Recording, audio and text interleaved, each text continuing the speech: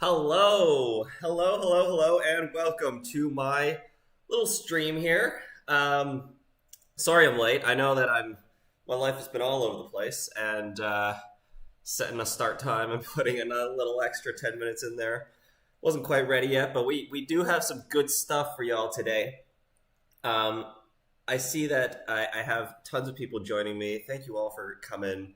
Um, somebody like Jai staying up till 3 a.m. Don't let him down. I'll try not to. Um, so here's the plan. I'm not gonna try to hide things. Wait till the end. I'm gonna give you the scoops at the start. I know that there's been a lot of cards that have been released. There's been a ban list. I'm gonna talk about all that during the stream. Give you my little thoughts about it. Of course, most of the set hasn't been spoiled yet, so it's gonna be in the context of what we kind of know now. Some of these cards I'll be seeing for the first time. But I do have two cards for y'all. Some of you probably know, I do have one of the cards is mine. I'm going to save that one for last. We're going to start with the other card that I've been given. So here we go. We're going to jump right in. The first card that I have is Touchstone. It's a Shaper card. It's 2 cost. It's a hardware. It's unique. It's a stealth hardware. It's 2 influence, and it says the first time each turn you play an event, place a credit on this hardware. You can spend hosted credits during runs. When I first saw this, I thought it was a little underwhelming. I was like, it's a unique card. Like it's hard to put multiple copies of a unique card in your deck. Mantle seems easier to use, like recurring credit cards seem a little easier to use. That's what you typically see on stealth. But one very real thing for this card is that the credits stack. It's like that Crim resource. Not sure which Crim resource we're talking about. There's definitely like there's a couple of stealth cards that have been released. So it makes sense that they're printing some kind of stealth credit support. But the fact that the credits stack here is quite nice because it's basically like it's an Anacam, right? You play first time you play an event. You get a credit on it. You get to spend it during runs. So you kind of get money that you can spend during runs. That's a very easy to use condition. And the fact that the credits stack means you can have this sit there and you can have it charge up credits, and then you can kind of use them all at once, which is not the same thing as a recurring credit card. That's probably what makes this better than something like Mantle. Of course, it doesn't cost MU. But that's kind of it. It's a simple card. It gives you some access to stealth credits out of Shaper, and really we don't really know the context of this yet. There's probably going to be more stealth stuff coming up, so not too much we can say for this. It's kind of like a Paint Shaper hardware. Yeah, except you have to play an event. Again, like it kind of makes like the timing of when you play an event relevant. And, like whenever these cards that like make the timing of doing certain things relevant is really interesting, I think. Like I think the Shaper ID, which I'll get to, I think is very interesting because it makes the timing of installing hardware relevant. 2 influences portable, exactly.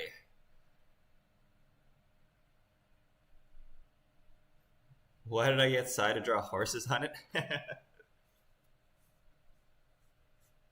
Yeah, it can be an engine with Anacam. But again, like I think it has to. We'll have to see how much like stealth support there is. I mean, that's interesting. Like, would we play this card if we weren't playing stealth? I agree that I would expect that it should have like some threat text like Debbie. Because later in the game you draw this and it's like, well, do I really pay $2 to install this so I can get a stealth credit when I play an event? It's something you really want to find early. Okay, keeping that one short. I want to get to my card. I'm going to get through everything as well. It's mainly going to be talking today. I don't know. I'm probably not going to be playing any games. You see this as a purely stealth card. I would expect it's going to be purely a stealth card. I think it's pretty hard to justify this as an econ card because you have to find it early in order for the events to kind of charge it. and you can't play multiple copies in your deck because otherwise you're going to get dead cards in your deck. So like especially if you're not playing a stealth deck, like you can't play 3 copies of this. Like you don't have the slots for that. So you can play 2, and then maybe you draw it early sometimes, and most of the time it's like the second copy is definitely dead, and sometimes the first copy is even like tough to justify installing. And then like 1, you kind of have the same problems. So I think it's really hard to justify as an econ card that outside of stealth. Probably some run events we've yet to see. Yeah, there's probably tons of stuff we haven't seen that makes this relevant. In a deck that doesn't run resources and goes tag me. I like it. Yeah, exactly. It takes 2 events to pay for itself. But even then, like, you really need to play 4 events for this to be like slightly positive. But you're still spending a click and a credit, a click and 2 credits and a card, which is all very high costs. Okay, I'm gonna move on. I'm so excited about this card. This is my second card. As we know, my first card was Key Performance Indicators. I kind of had to get that card out there because it was as a nod to Dandar Genio. It was choose 2 of the following options card, but for Corp. And I really liked that kind of nod to it. And yeah, so I love that was my first card, and I'm really happy with where that is. And I'm also really happy with where this card is. So let me get to this. So as we know, Magic the Gathering has got an avatar set, right? And I've been like looking through some of these cards lately, and the cards are so good. Like, for those who appreciate Avatar: The Last Airbender, like, the cards look so amazing. Like, the art is all, of course, very, very, very copyrighted. So that means they actually have a licensing agreement, I imagine. But like a lot of the card text and the card itself and the card text and the card name and the card art, like, they all fit together. The abilities. So I've kind of been like, sometimes I'd read these, and I've never played Magic as strong. People have tried to teach me Magic, and I kind of understand how the game works, but I've never actually played Magic, nowhere near like I've played Netrunner. But like, just reading like some of the abilities and stuff is just really, really, really cool. So for the record, none of these were out as VP was being worked on. Exactly. That's what makes this even cooler, is that the card that I'm about to show you was not a card when this set wasn't out. These Magic cards were not out when this card I'm about to show you was out. Now, one of the cards I want to highlight from the Magic set is Wan Shi Tong Librarian. And shoutouts to Lorea for pointing to me the existence of this card. Now, as we know, in the show, the gang's going on different vacations. And Sokka's choice of vacation is the library. And when we go to the library, we find Wan Shi Tong, the librarian. Again, like, it's flying, is vigilance. You put +1/+1 counters on it. And then you draw cards so like he gets bigger. When an opponent searches their library, he gets bigger and you draw a card. I love that. The coolest spirit in the whole series. I agree. And part of the spirits in this library are these little guys, also in the art. Those are the knowledge seekers. And those guys are spirits in the shape of, they take a mortal form of foxes. And they help Wan Shi Tong, but they're not exactly on the same side. So they're here for gathering knowledge, right? They're working towards the same end goal. But Wan Shi Tong's like more like, we got to limit the amount that we help people because I'm scared that my information is going to be taken advantage of. And the foxes are like, well, I want to help you out, and I'm happy to help you out, and I'm going to try to help you out here and there. But if I help you out a little too much, then Wan Shi Tong's going to come and shut me down. So that's kind of the motivation, the influence that I got for my card. So here's the art. I almost showed you the whole card. I just sent it to myself. Here's the art. And I again love where this has come, where this has ended up. You can see that we're kind of set in the library, and our knowledge seekers are here helping you out.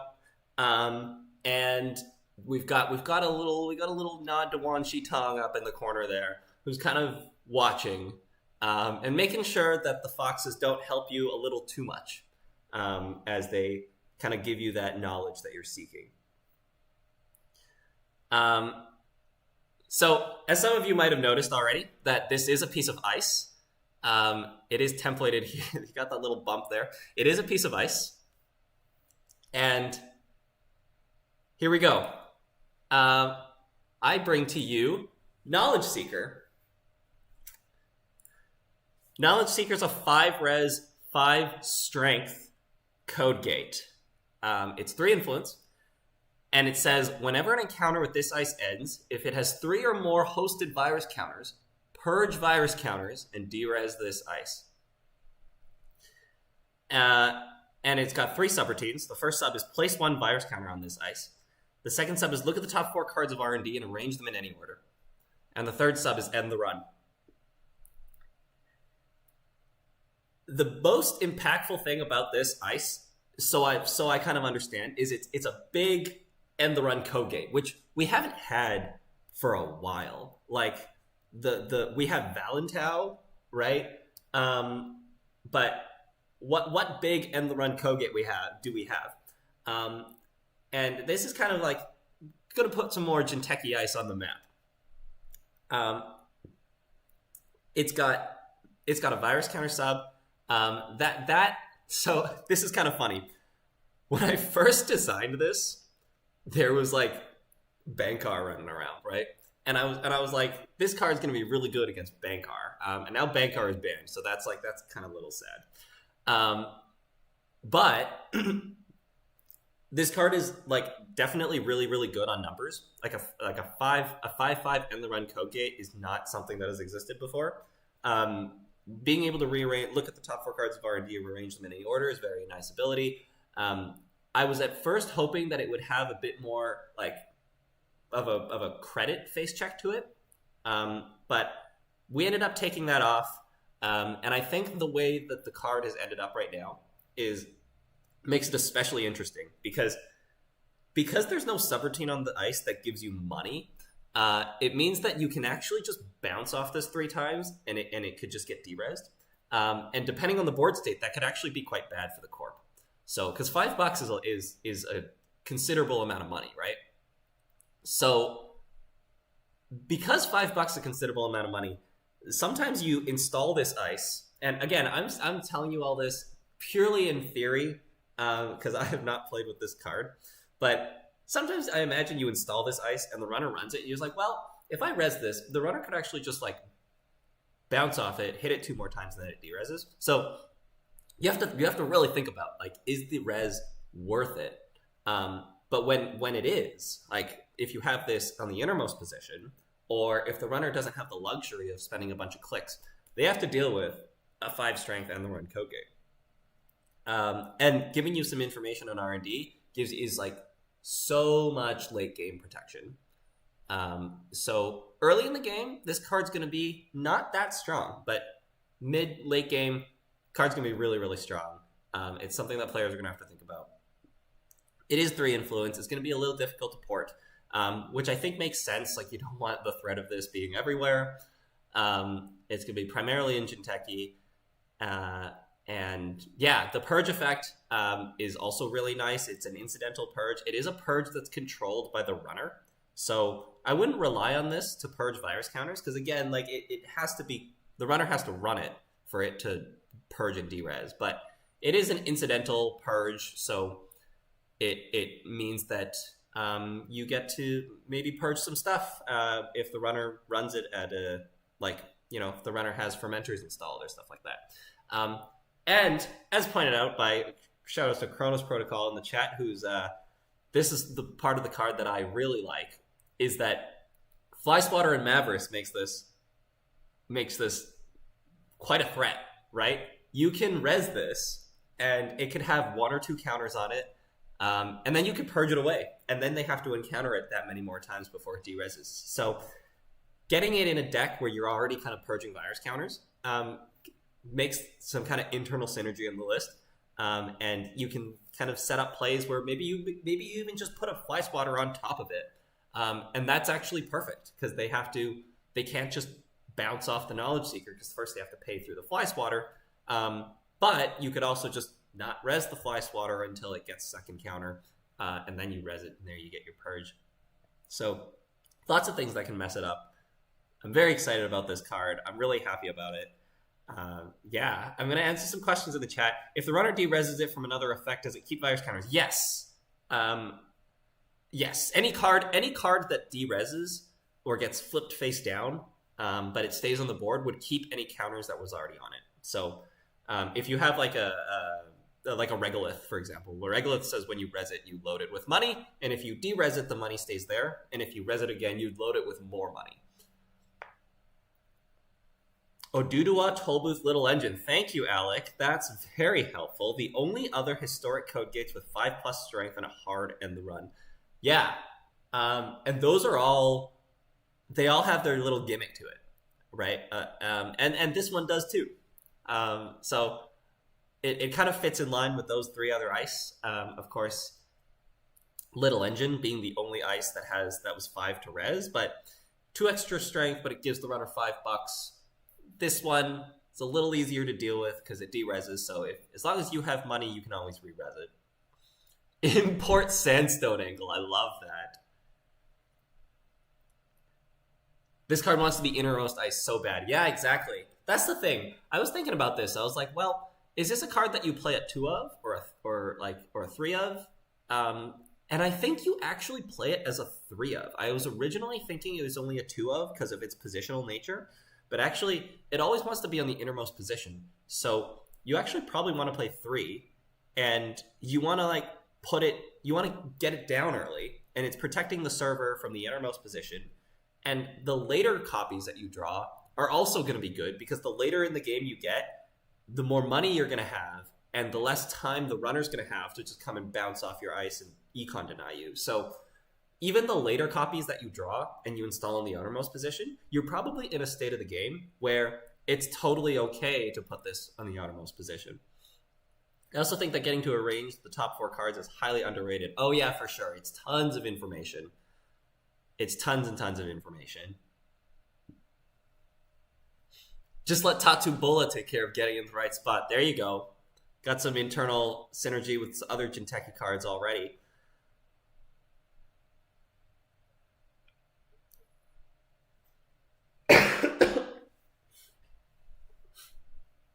Okay, had some questions about my other cards. I do have, I need to check. There's been some, like I had some other card designs that I was kind of like, was talking to people about, but it sounds like internally, there may have been a bit of hold on champ cards. Again, I don't know. So I don't currently know the status of my other champ cards. I do have at least 2. I want to say 3, but I need to go and look at it again because it's, I think it's APAC 2022, Intercons 2022, and or is it Intercons 2021? I don't know. And then of course Worlds 2022. So I do have other cards coming. It might not be in the next set. I was kind of hoping to get one every set, but might not be in the next set. We'll see. I kind of need to talk to some people about it, so I'm just answering some questions in the chat about that. Jai's asking, was I consulted as to what name you wanted on your player attribution? I was. I could put whichever one I wanted, it sounds like. I think for KPI, for KPI, I chose Worlds 2023 because that was the world where I played BTL, and KPI is a natural card for BTL. And B, Elevation, I was told, is meant to be like a core set. So Elevation's going to stick around much longer than Vantage Point is going to. Then it's also going to stick around for much longer than the next set is going to. So because Elevation is kind of like an evergreen set, it made sense for me to put my 2023 attribution to there because in theory, my later cards might be rotated out and KPI is still going to be legal. So those are the two reasons why KPI has 2023 on it. And then basically for the rest, for this one, I was just like, I don't know. I didn't really it's not kind of like that. It's not much of a nod to some kind of event that I played in. So we're just starting from the oldest one because I think it'd be really weird for like a card to come out in 2028 and it's going to say 2021 Asia Pacific champion, although maybe that'll still be the case. Because I think my next one's 2022. So this card's just simply my oldest attribution. This reminds me of Mirage a bit. I loved letting it fire and running back. Yeah, exactly. Like it creates such an interesting decision point for both players. And I think some people dislike KPI because it has so many decisions on it, and it's like, well, which one do I do? Like, which one's better? Like, when should I play it? At what time should I play it? And what ability should I use? When is the card good enough to be justified being played? Like, some people don't like it for that reason. We're gonna chuck Ranji Doge under the bus for that one because he was like, there's so many text on it. But I'm like, that's exactly why I love that card. Like, of course, I don't want cards to be too complicated, right? I don't want there to be like a wall of text that's just like you have to. It's difficult to follow, and you don't really know what's going on in terms of mechanics. But if it takes like some amount of thinking to figure out what's going on in terms of value, I think that's a good thing. So KPI has a lot of text, but it's very simple to understand, right? Pick two, and then you kind of like option A, B, C, D.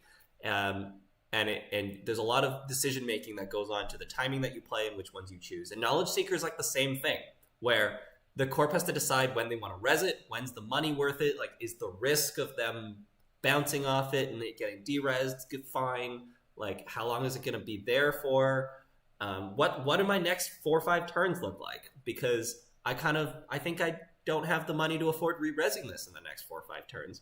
And for the runner, it's a similar thing. Like, am I going to break this? Or is it actually better for me to bounce, not spend the money, and then maybe I'll try to get into the server later once the ice gets de-resed? All really interesting decisions. Veronica with the question, what Jinteki ID are you most excited to play this in? Great question. I don't know. I do know that there's a Jinteki ID that's been released. I am going to talk about this once I get to the other cards. I don't know. When I designed it, I didn't have an ID in mind. I just egg infusion was a thing that was big at the time of me designing this, and I knew that Jinteki Glacier has kind of always been a thing in the Netrunner's history that people enjoy, and there's certain Jinteki players out there that are like, I really want to play Jinteki. I really want Jinteki Glacier, but Jinteki Glacier has these issues, or ice is actually a problem. Like after Anansi, the other ice is not that good. Like DNA Tracker was kind of mediocre, difficult to play. So I wanted to throw a card out there that supports Jinteki Glacier. The other thing is, and I don't know if I've mentioned this, but I wanted to make a card for each faction of each type. So Daily Quest is an NBN asset. I didn't make that card, but it's got my art on it. So Daily Quest is an NBN asset. KPI is a Wayland operation. Knowledge Seeker is a Jinteki Ice, and I'm probably going to try to make it an HB upgrade. So that's kind of where we're at. I don't really know what ID I would play it in, but there's definitely going to be some Jinteki players out there. I know that Josh Quinlan. Josh Quinlan was somebody who I saw on GLC or some community space recently who was like, I'm a Jinteki player. I really want to play Jinteki, but there's just no good Jinteki deck out there that I want to play. Like Ayuko's not really like what I've known, and I want to play some Jinteki Glacier or what have you. We're gonna throw another Jinteki card in there.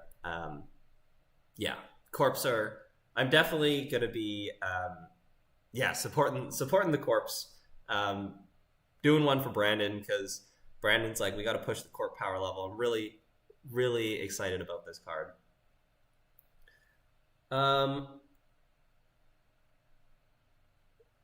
Catching up. If you are not using it to install an ice and advance a card, you are missing so much value. yeah, there you go.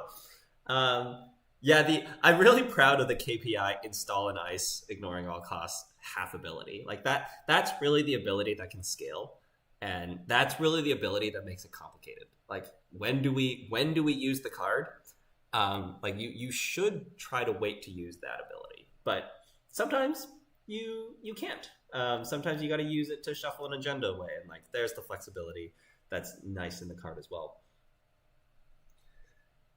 The R&D re-range is probably stronger in melees, giving control on trashing the worst card in top 4 of R&D. Yeah, I'm gonna get there. Millie, the Jinteki ID seems really good. Phoenix is happy with this one. Yeah, so this is the sad thing about this is that when I was designing the card, I was like, this is the card I wanted to have a placement virus counter on this ice subroutine. Originally, I kind of like wanted to go after the end the run sub. That was a little interesting idea. Lots of different ways you can go about this type of design, but basically, like, I wanted to be like, Bankar is everywhere. We're gonna make a card that kind of dunks on Bankar. Because if you Bankar this, like, you turn the virus counter sub into a net damage sub, and then it doesn't even get a virus counter. So it's like a 3 sub ice with no D-res. And then we kind of like went through the design, did everything, and since then, Bankar has been banned and Rio has been released. I'm like, dang it. But that happens sometimes. I'm still happy with where it's at. It's just not quite the world that I was kind of expecting to be in.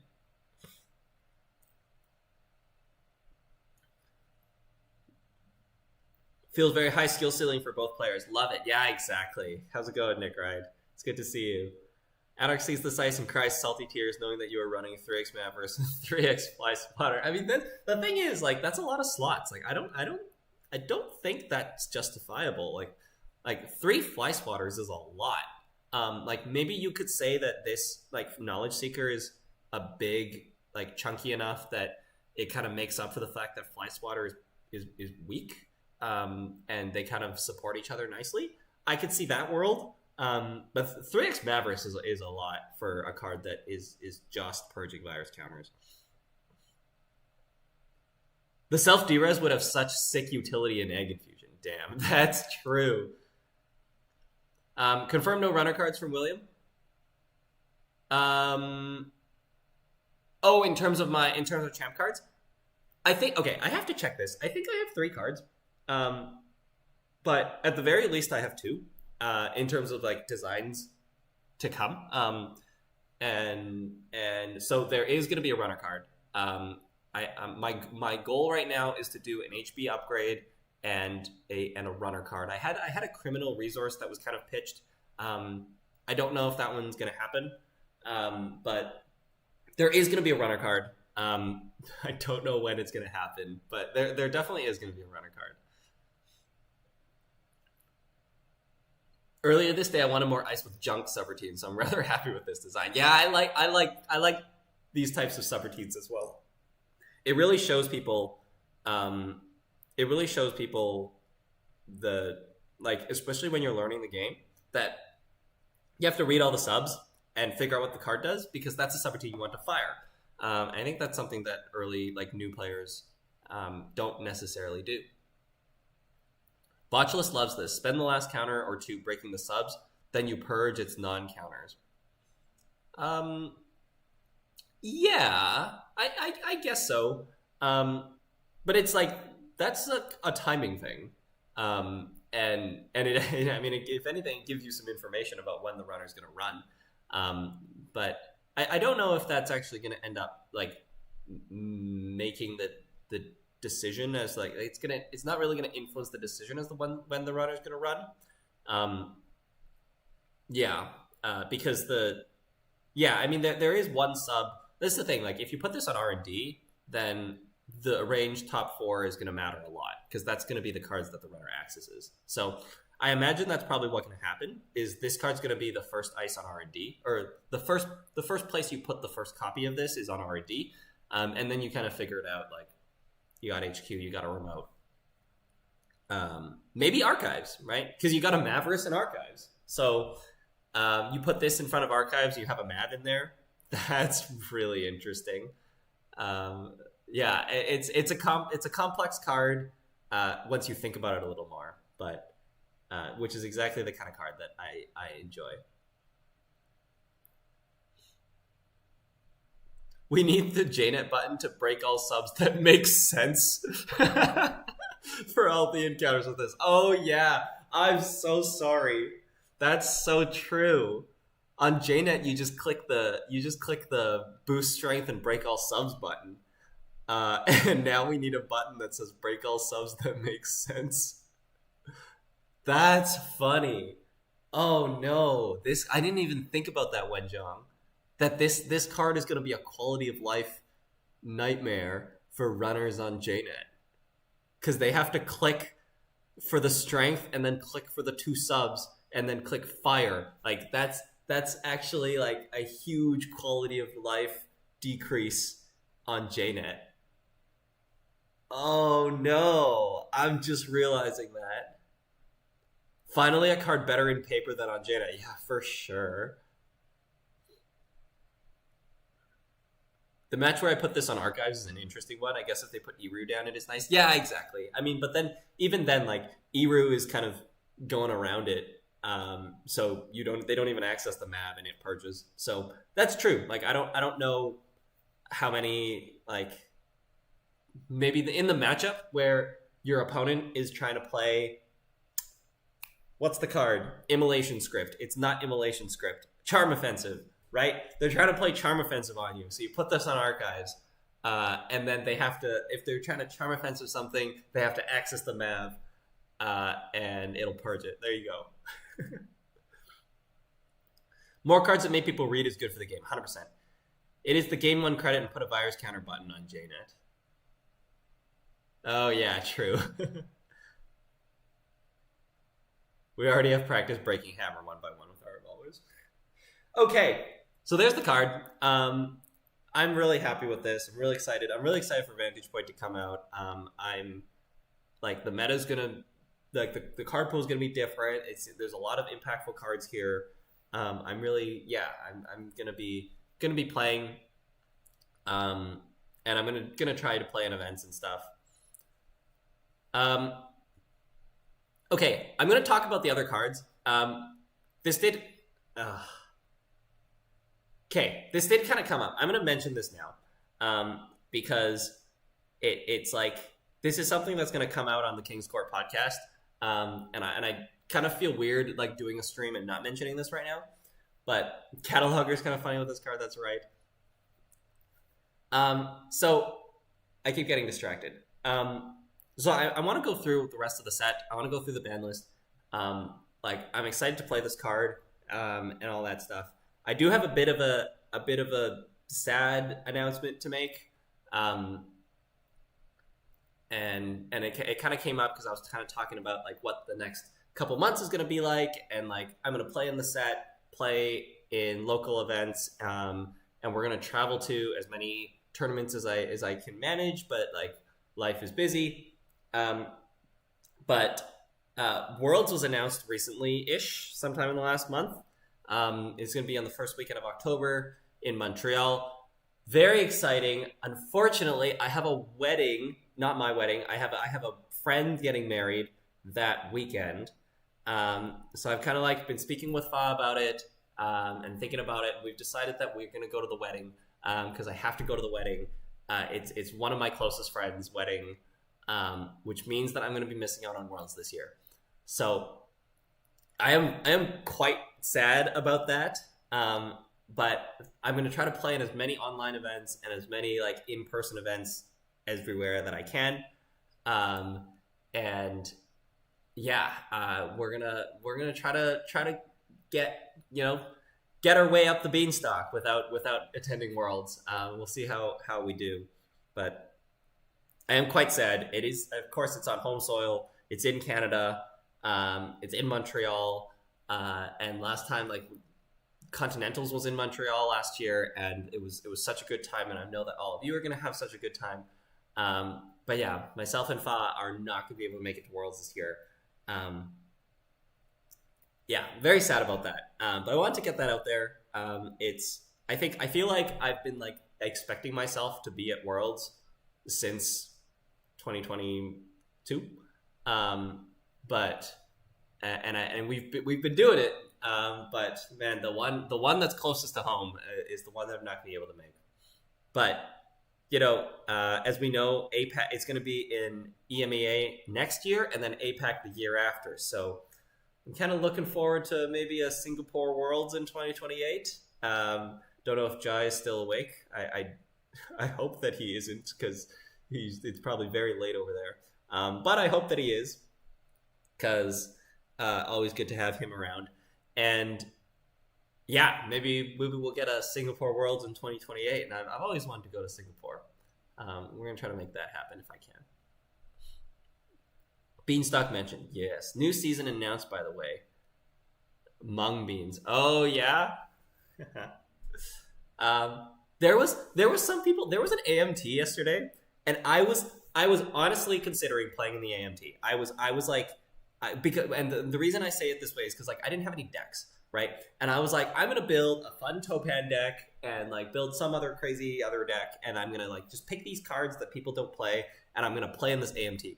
And I was kind of on the fence about it. I wasn't sure, but I had some plans of playing, and then when I did the time conversion, I did it wrong, and I thought it started at 8 p.m.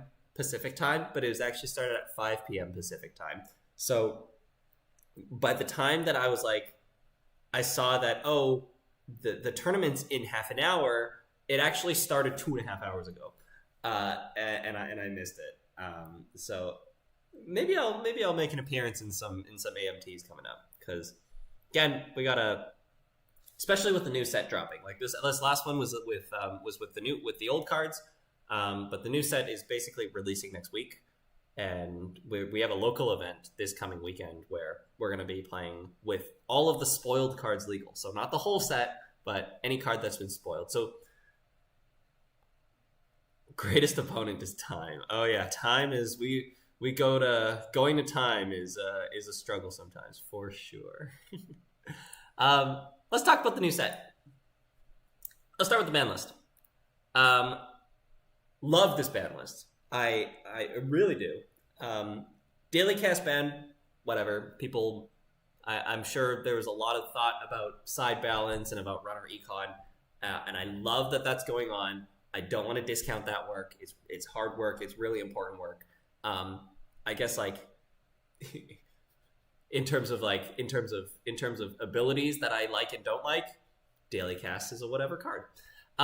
Deep dive unbanned is fine, probably. Like I think the runner side, like we're kind of seeing that runners have a lack of win cons, and we want to get deep dive back on the menu because it's a win con.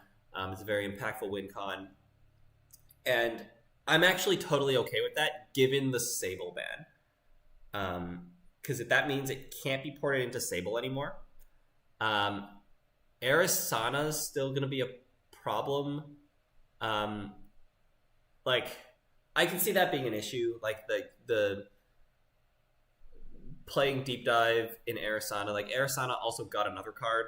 I don't like the way that Arisana plays. So like just like in terms of netrunner mechanically. So we'll see what happens with that. But I'd imagine Arisana with deep dive and oh gosh, you can tell that my card knowledge my card name knowledge is fading. What the heck is that 1-cost card called?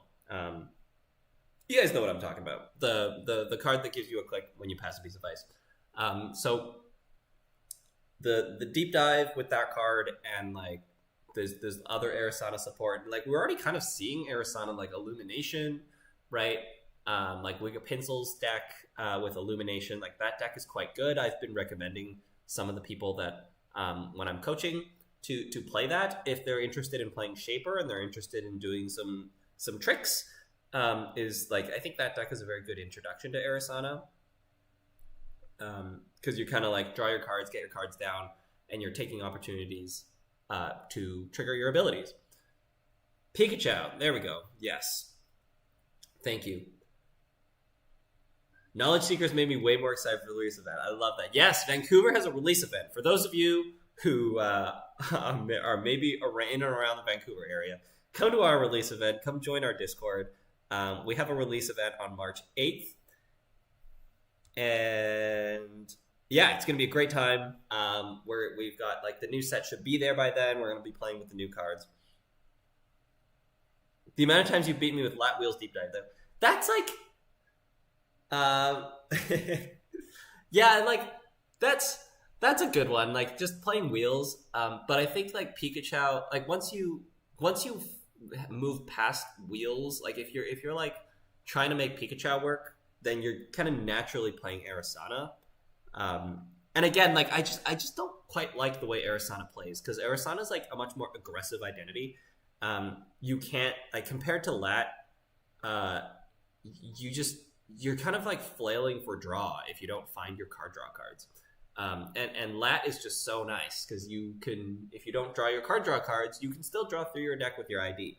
So whenever I play Arisana, it just feels slower.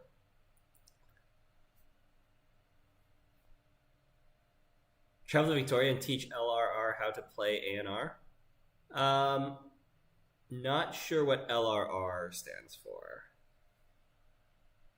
Swiftlat has lost so many run events, though. Yeah, that's good. That's good. That's the thing. Like, I like that Deep Dive is back because it is a win con, and there is a lack of win cons. There's a lack of multi-access, and like we do need to print some of those things. Loading ready run. Still not sure what that means. Victoria does have some excellent players already to do that too. It sure does. Yeah, I do like that Deep Dive is back. It's a win con. It gives you some multi-access ish, but it does require some support, and like the support is a lot of it's gone. But I like, as I said, like you're kind of pushed towards playing Arisana. I don't particularly enjoy the way Arisana plays, but here we are.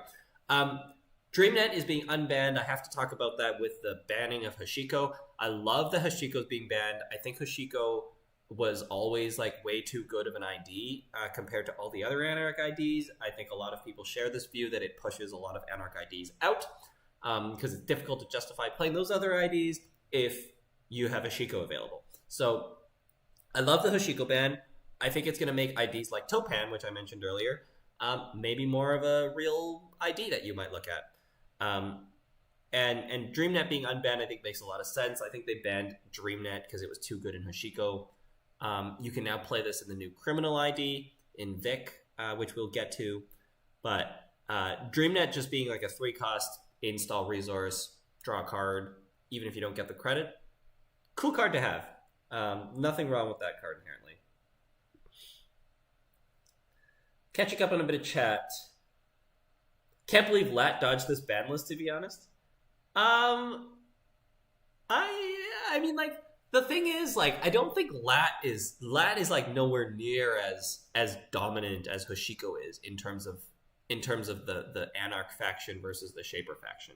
Like the Shaper faction, the Shaper faction just doesn't have, like, what do we got? We have Lat and Arisana, and like Tau doesn't really do it. It's a very unique ability.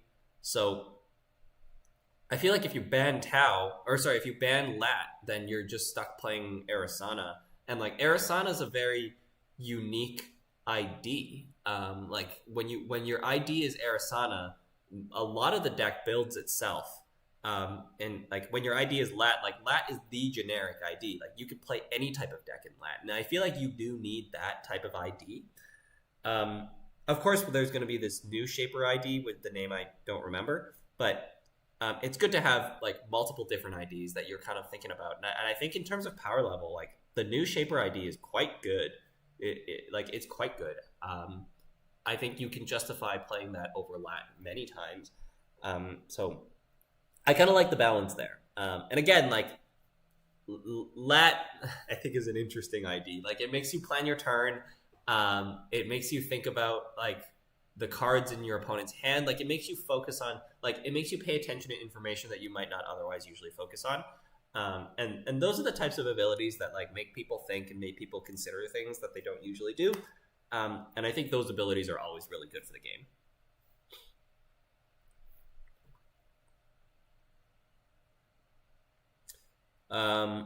Some explanation about LRR. Thank you for that. The pro shaper bias in this ban list is wild. Yeah, I think like some people are saying like you know that Alex Aruzan is in the ban list team now, and you can maybe that has something to do with it.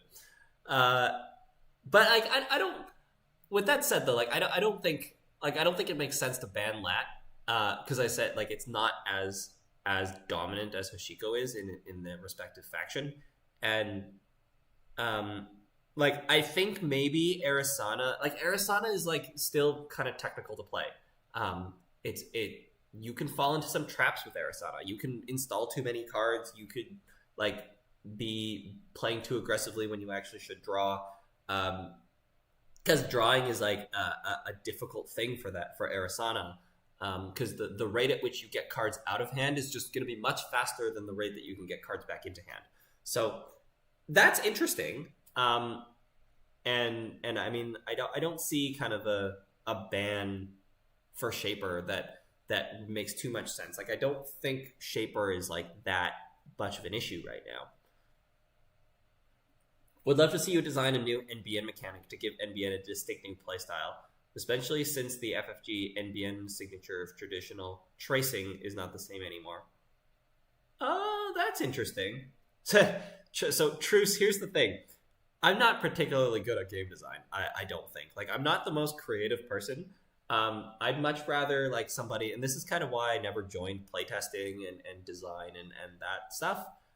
Because I much more would rather just, like, give me the cards, give me the format, give me the ban list, and I'll figure out the best way to play, or I'll figure out the best deck, and I'll figure out how to do well with those. But the second you like ask me to design something, I kind of go blank. I don't really like designing a new mechanic. I'll think about it for sure, because I would love to make an NBN card, because I never actually made an NBN card. So that's definitely something that I try to think about, and try to think about interesting abilities when I'm doing like my champ cards. But I think naturally it's like pretty hard for me to kind of be creative and make a new card. Like I need some kind of like inspiration, as I'm sure most people do, but I find it difficult figuring out where to get that inspiration, and then translating that into a netrunner card. Like Knowledge Seeker was a card that it took me a while to kind of figure it out, but again, like I'm happy with where it got to, because I was thinking I basically like the derez ability was something that I think the first aspect of this card that I thought about was the derez portion, and then later it was like, oh, this actually maps onto Knowledge Seekers and Avatar quite well. So that one I feel like I kind of got lucky on.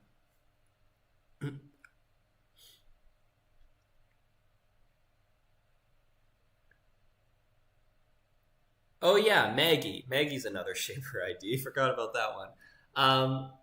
Yeah, Maggie's interesting too. Like I feel like I was very excited about Maggie when it came out, and then I ended up playing mostly lat anyways, because it was just like more consistent to draw a card rather than installing a card. You basically save a click in both IDs, but it's just a different way of saving a click. In Maggie, you're saving a click if you overdraw and you install something, and in Lat, you're saving a click if you match the corp's hand size. And it just ended up feeling that finding a card to install was harder to do for me than it was to match the corp's hand size, because that was something that I was like so comfortable with. Hit up your friends that have design ideas. Yeah.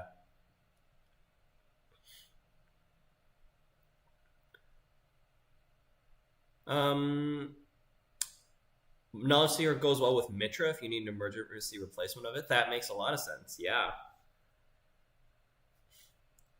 The liability subtype. Yeah, we'll get to that. So, okay, let's finish through the ban list. Info Bounty unbanned makes sense. This card's not a problem. With Sable banned, like banning of a regular ID. Sable, yeah, like I think if you want to unban Deep Dive, then Sable's got to go. Which is unfortunate, because I feel like Sable's not that much of an issue. But it kind of makes playing against Crim a little easier. And you don't have to worry about like constantly having to protect all your centrals, because Sable's like a risk of getting value out of a mark. So I do like it. Luminal getting banned. Luminal should have never been unbanned. So good to see that that's back on the list. Like Luminal's too good of a card. Limit 1 doesn't mean anything, because that just increases variance by a ton. The card is really good. Get it out. I love that. And then Excavator being bad, I love that too. Like Ob is, I think, clearly the best deck right now. It's certainly doing the best in tournaments. And I do think it is the best deck. The Ob deck is extremely strong. And Excavator has always been a staple card in Ob. I think Ob as an ID is a problem, and I don't like that Ob as an ID exists. And if it was up to me, I would just ban Ob. But that's probably like way over the top for some people, because like it takes a lot to ban an ID, especially a Corp ID. Because Corp IDs are generally like the core of a type of deck, whereas runner IDs like Hoshiko and Sable, like you could take those runner decks that would otherwise be played in those IDs and play it in a different ID. But like Corp IDs are not quite like that. Corp IDs like actually shape the way the game happens in a much more fundamental way than runner IDs. So it's a much bigger decision to ban a Corp ID, but like the value of, and I've said this before to many people, like the value of triggering an anthill twice and then it trashing and it going into a regolith or going into any 2-coster really out of Ob is insane. Like that is insanely high, like way off the charts of any econ asset. Like if you think about before, it's like, well, you know, you open with a Rashida, or you open with a Nico campaign, or you open with an Adonis campaign. Like those are the typical like turn 1 open with an econ asset type of cards. Like Regolith into, or sorry, Anthill into Regolith is better than all of those cards. Like I would say better than Rashida if it sticks. But the thing is, like, even if it doesn't stick and the runner comes and trashes it, it's still a 1-cost to trash thing. So it just has a higher res cost. So like you have less money to defend it on turn 1. But yeah, I think Ob is just too good as an ID ability. We're seeing Excavator banned, fine. Like in my mind, banning Excavator is like banning DreamNet when we should have banned Oshiko. But again, it's much harder to do this on the Corp side. So I totally see it. I think Excavator is an issue. I really like that the banlist team identified that, because it's like a high cost trash card. Like it's kind of like what Cybernetics Court was like, because Cybernetics Court was like 5 to trash, like very high trash cost, very impactful ability. But if the runner accesses it, like if they trash it and you install another one, sometimes they'll just lose the game, because the runner doesn't have the money to just keep up with trashing these high trash cost stuff. So I like that that's being banned, especially with some of the ob support that we're getting. It definitely seems necessary.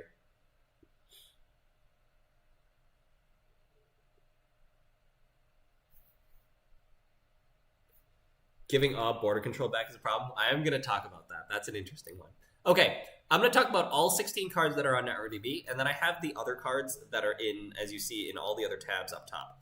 So, not sure if I should zoom in or not. I don't think I need to. If you need me to zoom in, you can go onto NetRDB, and you can zoom in and click into these cards. But starting with Corsair, I'm going to go through these somewhat quickly if it's not too much to say about it. Corsair was one of the first cards that I had seen. Saw it a long time ago. It's really hard to evaluate this without knowing what stealth cards there are. Of course, we know that there's Trickster Taka. And I'm mainly talking about stealth cards in Faction because, we've only seen a Barrier Breaker, right? So if there's other stealth cards that make importing stealth cards, you need to have a certain amount of in-faction stealth cards to make porting stealth cards worth it. So yeah, it's a thing that supports crew, obviously. It's very potent ability, being able to just lower strength somewhat easily as long as you have stealth credits is very scary. But the thing is, crew already has Devil Charm, so there's a bit of overlap there. Again, it depends on what stealth support there is. But the zero strength, maybe we can break some zero strength barriers. Is there even zero strength barriers? I don't know. I don't think there are, actually. So, yeah, obvious synergy with crew. Lampades. Lampade seems not good. It's probably, of all the cards, the worst card I've seen. I just based off of brief memory that's not totally complete about all the cards. It's probably the worst card I've seen. It's difficult to justify putting in your deck, I think, because it's very unclear whether this card's going to be worth it or not. Of course, it's you pay the printed res or play cost of the card you are accessing to trash that card, and you have to spend credits only from stealth cards. So restriction on where you get the money from, and the printed res or play cost has to be lower than the trash cost of the card.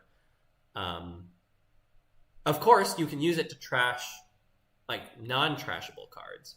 And I think that's where the card gets the most interesting. But you need quite a big mass of stealth cards to actually realistically use this ability. There's no audacity, right, that we're trashing for zero. I don't know. Maybe you play it as a one of in certain decks, and you can trash. I'm just trying to think about high impact cards that are cheap. Fully Op is a card. Fully Op. That's it, really. If you're playing against a fast advance deck and you're trying to trash a nano management, you're well, you got to pay 4 stealth credits for that. That's a lot of stealth credits. And I hope getting stealth credits is not that easy, because then Corsair becomes a problem.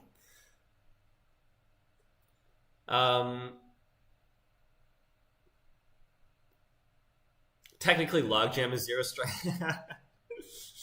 Technically, it is.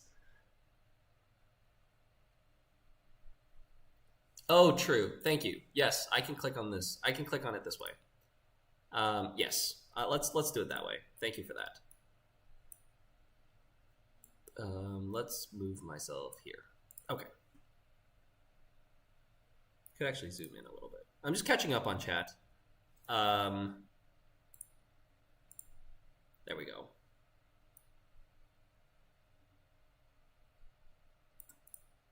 Okay. Lampades give you cheap trash. Lots of assets have low res, high trash costs. I mean, lots do, but I guess what are we talking about here? We've already banned Excavator. I think Excavator is probably the card you want to get rid of with this. But yeah, Trank Grid is a great example. Trank Grid is a great example. Yeah, like Alex says, ironically, this would be good against Excavator. Like, that's probably the card that comes to mind the most is Excavator. Like, Trank Grid, like, here's the thing. Like, I'm thinking, for you to use this on Trank Grid, you have to install this and find stealth credits. And again, like, it really depends on how easy it is to get stealth credits. And as it stands, it's not very easy. And if it's easy, then it's a problem. So it should be pretty difficult. IP enforcement, bigger picture is a good target. That's true. X equals 0, that's true. In my experience, IP enforcement is not that good of a card. And whenever I play NBN, I usually cut it. Bigger picture, kind of similar vibe. I personally play more bigger picture than IP enforcement, but yeah, like Tag Punishment is a good example. Like Shipment from Vlad, again, it's a one coster.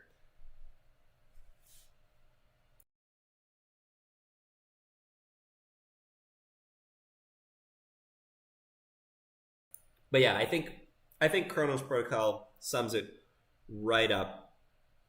Chronos Protocol is Jay Foley, right? That's am I crazy?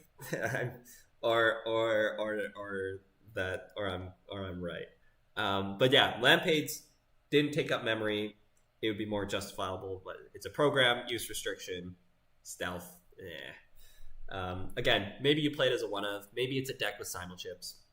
That's how you kind of get it into a deck. Would you have played this in a Smoke deck for 2 influence? I mean, Smoke sometimes played Imp.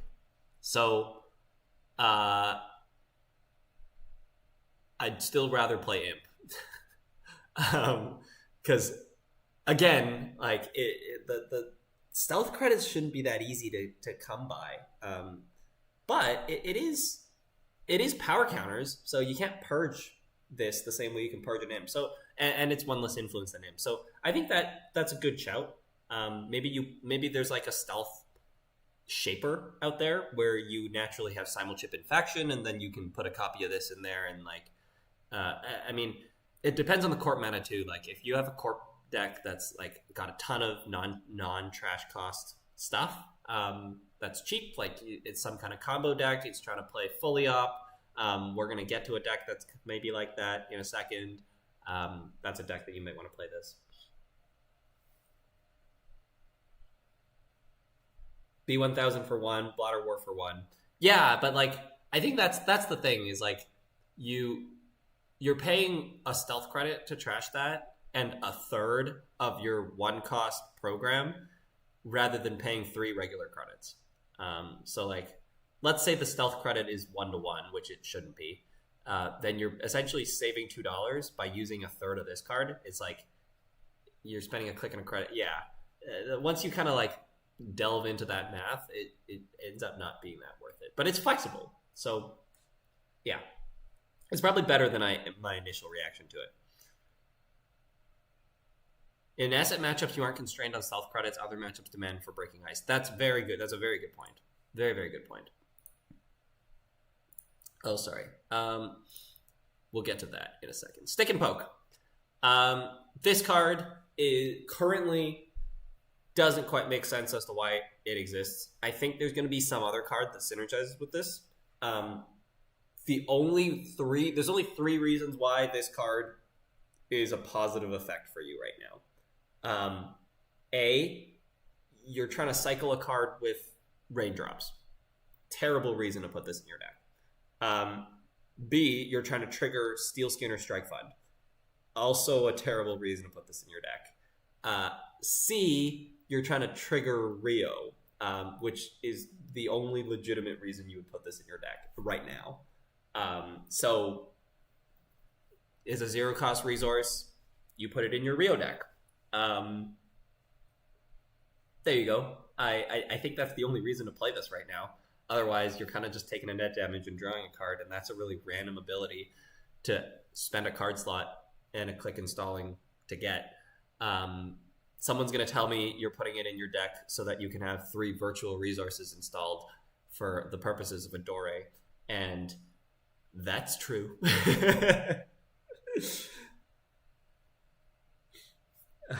But yeah, let me know if there's another reason to play this. But I'd expect that there's going to be something else that fits with this.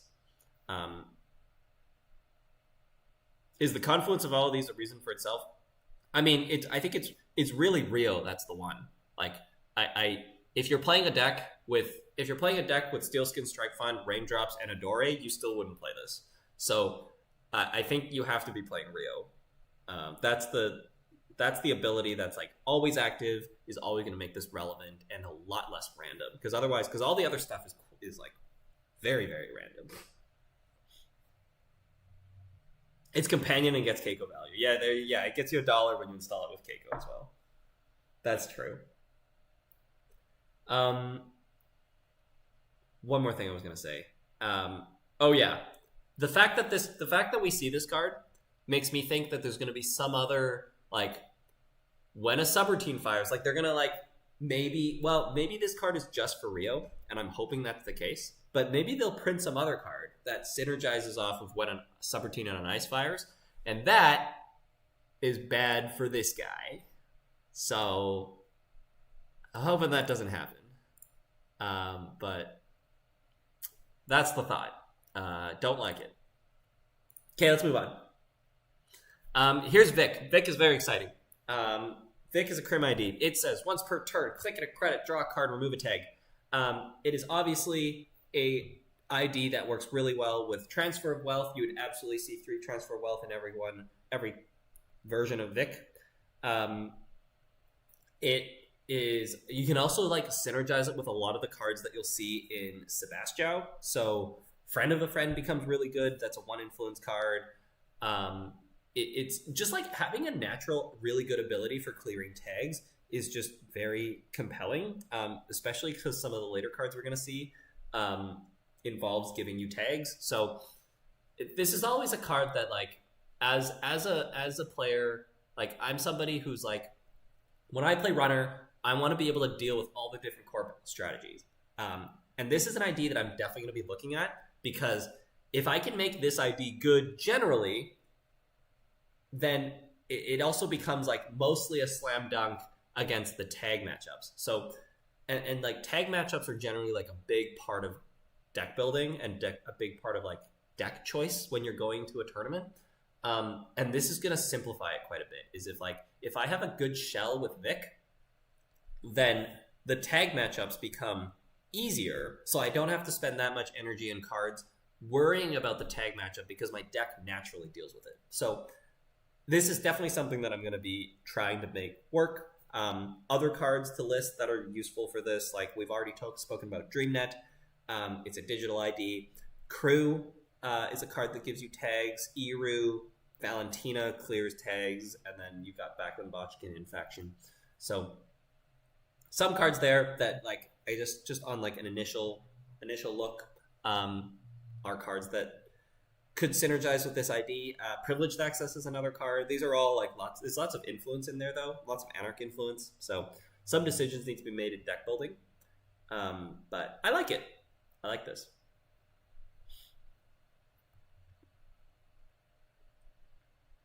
Friend of a Friend is only 1 influence. Yeah, that's correct. Especially with the new memory hardware spoiled earlier today, too. Jordan, I don't know what you're talking about. If you can send that my way, that would be great. Then I can talk about that at the end. I think I might actually have it. So I think I might actually have it. Look in the Ring City Spoilers channel. Thank you. I will.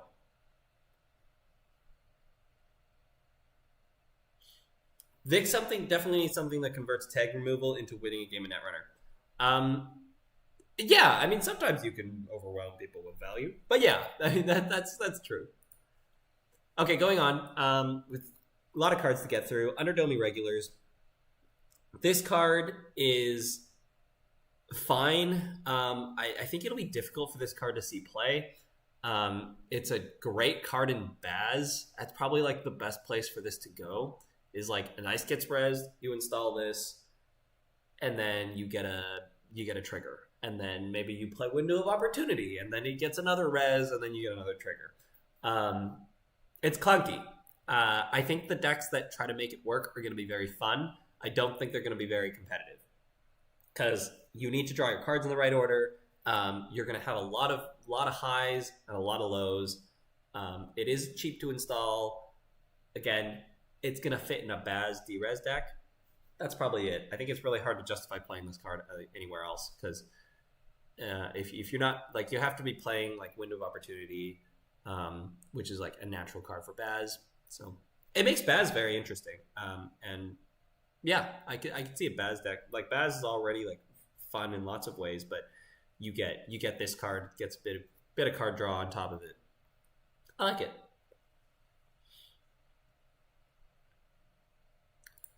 Oh my god, I keep clicking to the next tab. Hiram. Hiram is the Shaper ID that I was talking about. Didn't remember the name, but Hiram is the name. This card, I love this ID.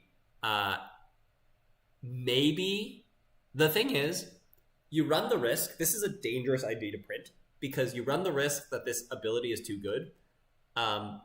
And it's like every Shaper is now playing this, and it makes like the matchups always the same because you're just like, you get to see the top card of R&D and you can't do anything about it. But from a power level perspective, it's really, really good. Whenever you install or trash a piece of hardware from any location, look at the top card of R&D. Very, very powerful ability.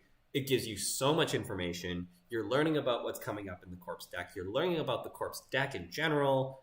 And of course, when it's an agenda, you can go and steal it. So it's great. This is a really good ability. And as I mentioned earlier, it makes the decision of when to install a hardware relevant, which is something that's like not really been the case before. Like, a lot of the times you like have a simul chip, and as long as you're not like dirt broke, you are just like, well, okay, I have a click. We're going to put the simul chip on the board, and it's going to be relevant later because I'm going to use it later. But now you actually are like, well, if I install the simul chip and the top card of R&D is an agenda or something I want to go trash, I'm going to want to do that. So should I actually install the simul chip now, or should I install it next turn when I'm actually able to go and make that run? So I love that. I like, this is a very simple ability that creates complexity in your decision making.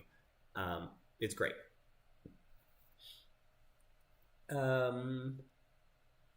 Big fan of Uncle Spy Cam. Very good. I love that some people think Hiram is garbage and some people think it's great. Came here to say this. Value versus information. Who will win? This is, I mean, information is value. Information is so much value.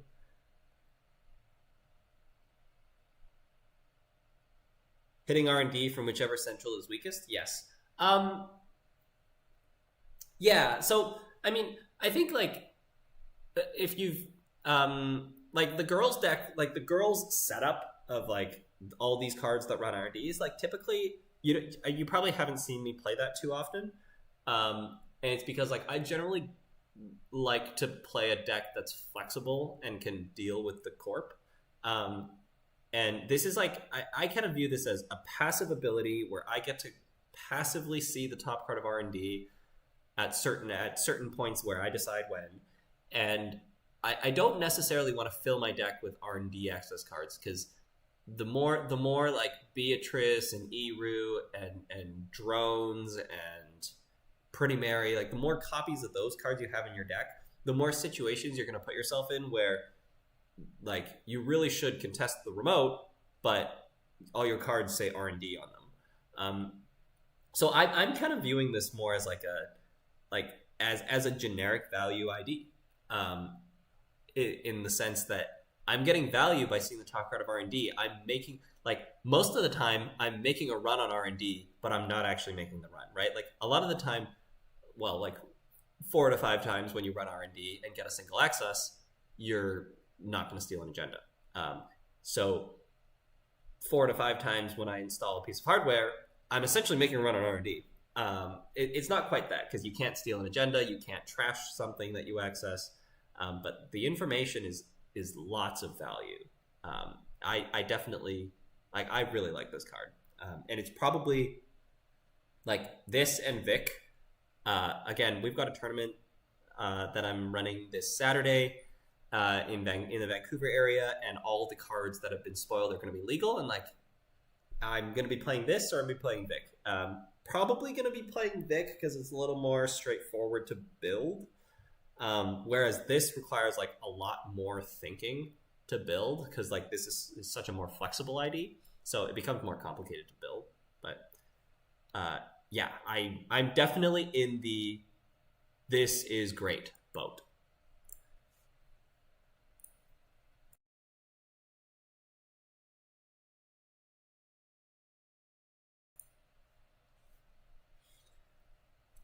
Yeah, 2 to 3 triggers were impactful. Got a lot of triggers. Wyatt saying that they've had some good experiences with Hiram, and yeah, like that, like it's good.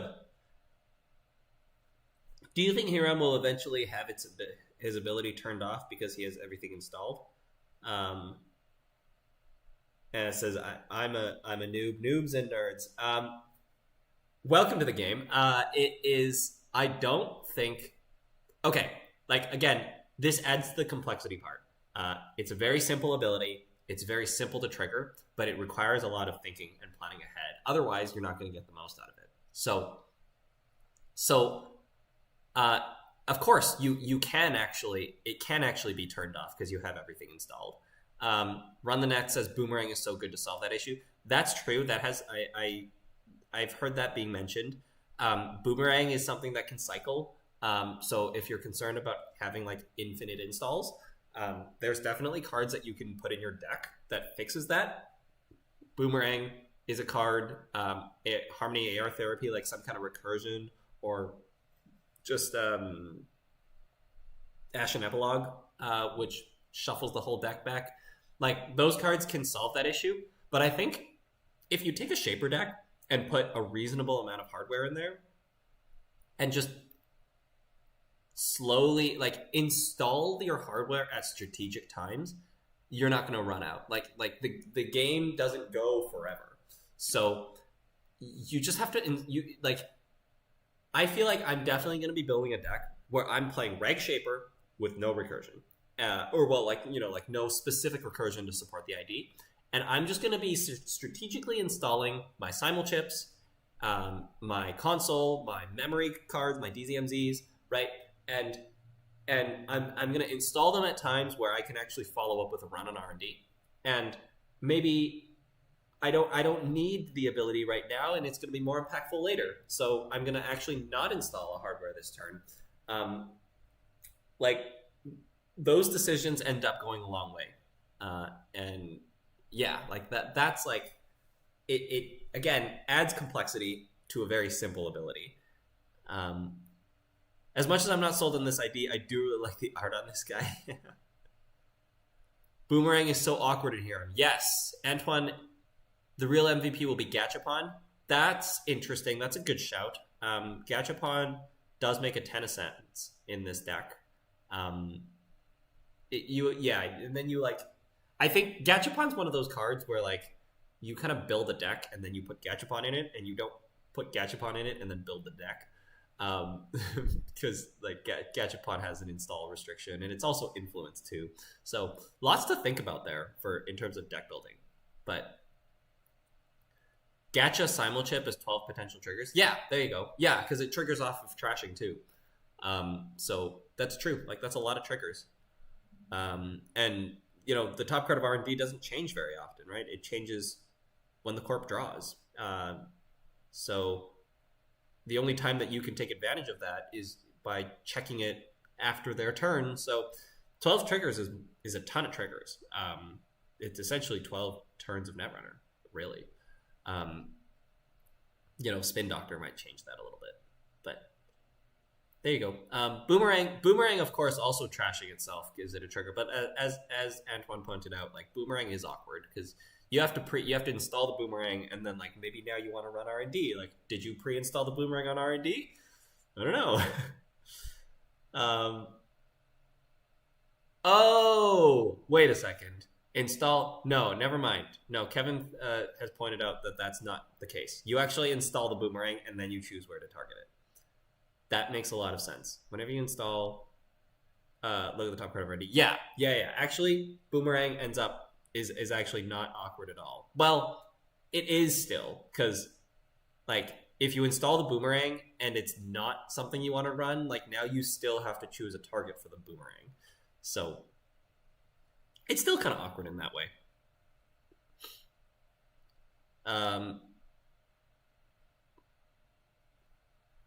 Gachapon Muse is already cracked. I think Hiram plays the full set. Sure. Yeah, I can see that. Polly's Cafe, yes. Stacking too much hardware is a trap. A reg adjacent shaper deck will get enough procs to have Hiram be worth it. Visitron, that's exactly where my mind is at. Does it work well with a bit of Sabotage? Sure. I mean, I think it's difficult to port Sabotage outside of Anarch. But, sure. Boomerang only triggers him usefully once, in most cases. Yeah, it's tough. I mean, I can see a world where you're like, no, but I was going to say a world where you use Boomerang to get in somewhere else, and then you decide you need to run R&D. But in that world, you had to have installed Boomerang on a previous turn, which is weird. All right, let's move on. Melee's City Luxury line. Great agenda. Love this. HB needed an agenda. HB doesn't have an agenda. Like, salvo testing is awful for a reg deck, or like for a generic deck that not trying to core damage you. HB was desperate need of this. Like, Leo was playing, vulnerability audit because it didn't have another 3-pointer. And now we have this. This is great. It's a good card in Leo. It makes it so you can't really, like, you have to think about whether you want to spend 2 clicks on a Skunkworks, and it's going to stop you from stealing it maybe because it's got that click tax on it. Gaining a click when you score it is a really cool score ability. Again, it's one of these types of cards, and I can't believe I'm actually saying this so many times this stream, is it's one of these cards that's a really simple ability with really, like, the ceiling of its implications is really high. Because you can score this agenda and put another card in the remote. You can score this agenda and having a click after you score an agenda is highly, highly impactful. It lets you do so many things, and like it just lets you keep jamming. So it lets you take advantage of a scoring window in a really good way. And obviously there's going to be like someone's going to come up with some combo where you score this and you get a click, and then that's like gives you enough clicks to do this other thing. It's not clearly that much of an enabler for something like that, so I think that's also good.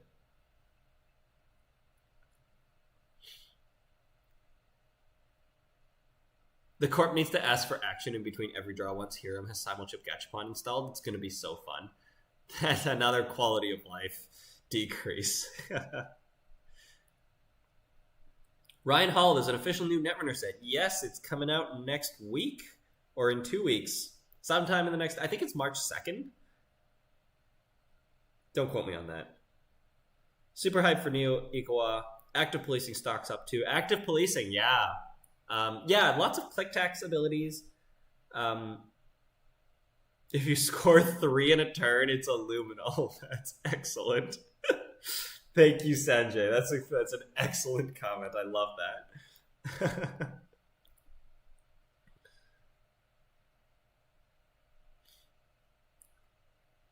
Yeah, the license expired in 2018.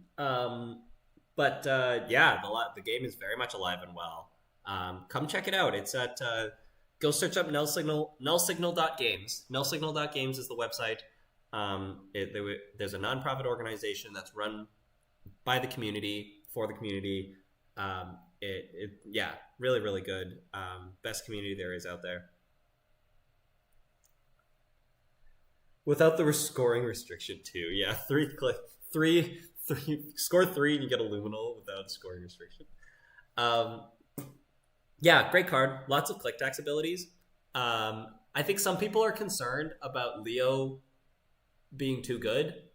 Um, I mean, I haven't seen it, so maybe that's the case. I don't think that's a problem. Um, we'll talk about that once we get to the new border control. Someone's going to do a Neurospike deck with this. Yeah. Jai mentioned that in his... shout out to Jai, by the way. Like, Jai does like YouTube little write-ups for every card, and I think those are really, really good. So go check that out. But he did mention Neurospike in his little write-up. Great shout. Yeah, score this, play a Neurospike. I think that's cool. Maybe you have like I need to be careful with what I say because it can I think it's fine. Like you could install double advance this, and then you could have a wage workers, and then you could go advance 3 times, score double Neurospike. That's a thing. But yeah, and then Jay Foley saying Miyoshu is the biggest deal in HB. That is also a card for sure. We're going to talk about that later.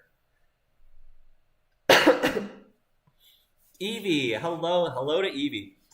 That's awesome, Alec. Okay, let's go to the next one. I'm going to talk about, I think there's, like, as I said, concerns about Leo, but let's get through them. I'm starting to lose my voice, so we're going to try to get through all these cards. I'm going to flip through this one because we're going to talk about more of this one later, but Synchro Cyclotron.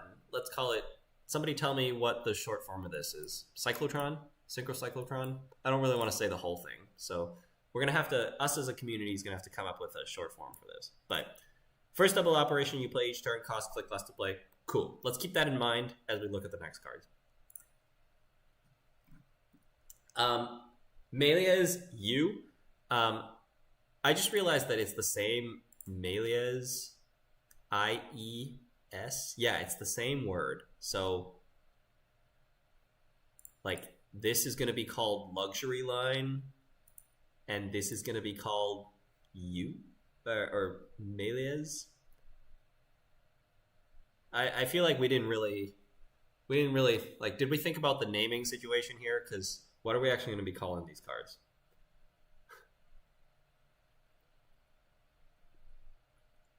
She's waving excitedly at the monitor. Hi, Evie.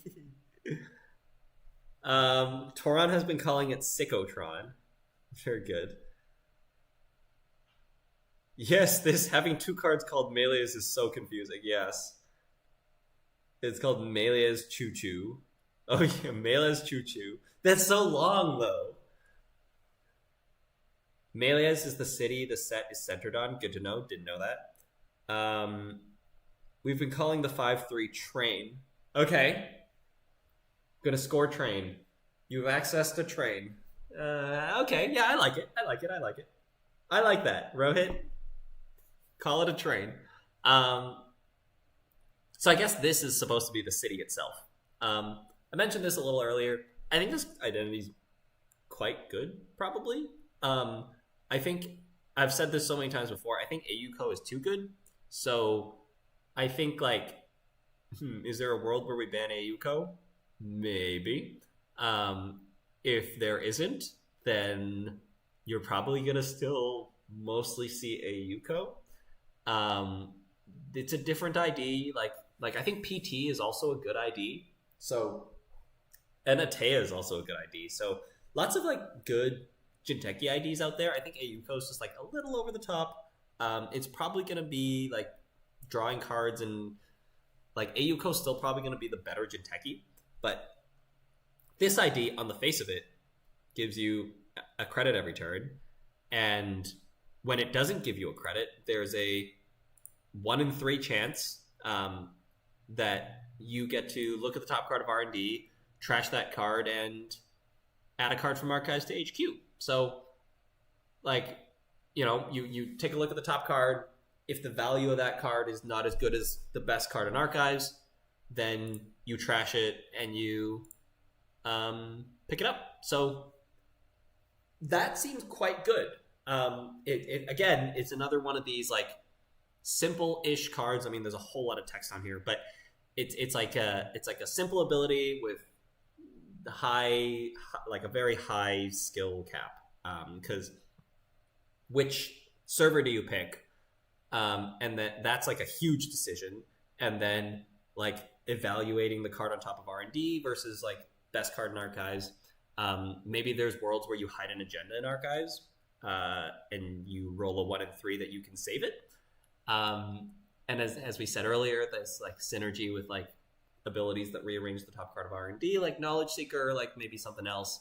And of course, like just having a Spin Doctor on the board, right? You see an agenda, throw it out, pick up a hedge fund, pop your Spin Doctor. So I love this.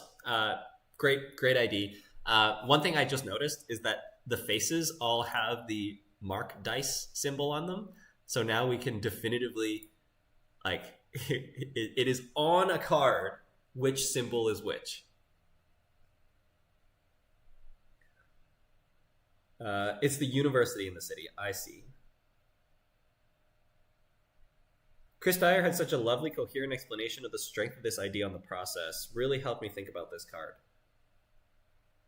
I think it's more like 70% than 33%. In real games, it's pretty clear where the runner will go. Yeah, for sure. I mean, I don't, I don't know what percent I would attribute to it, but on the face of it, it's 1 in 3. But there's definitely lots of like you can predict where the runner's going to run, and again, like that's probably the biggest decision you're making here. It's a really, really interesting decision. I really, really like it. And also just remember, like, you get a credit every turn. So you don't get the credit when the runner makes a successful run, but that's that's also that ability in and of itself is quite good. But it's like not quite good enough. So they had to make this other ability. So I really like the design of this. Like later in the game, once you have all the ice, have some ice installed, like the runner's really going to be thinking, like, do I want to make a run this turn? There's a 1 in 3 chance. Well, 1 in 3-ish, much higher than that, really, that you get to trigger the ID. Otherwise, the corp gets $1.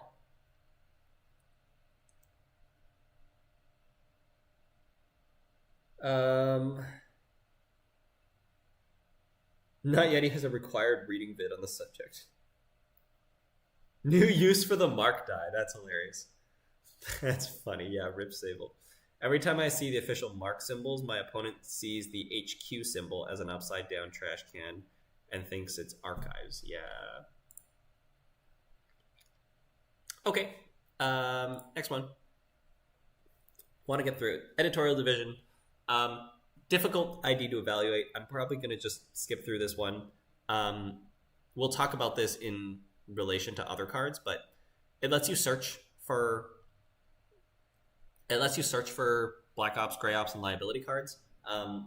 Liability, I understand, is kind of replacing illicit, and it's cards that give you bad pub, more or less. So it's interesting. Like, you get to add that card to HQ right away. So if you play Vulture Fund, which we will see in a second, that card's going to give you a bad pub, and then you get to like pick up an Oppo, and you get to play an Oppo right away. So that seems pretty good. I'm just going to double check that Oppo is indeed one of those Black Ops or Gray Ops. Yeah. So like all the cards that like do something to the runner should be one of those ops. Is ScapeNet one of those? Yeah, there you go. So all these cards that like trash something or give the runner tags like are generally those tags.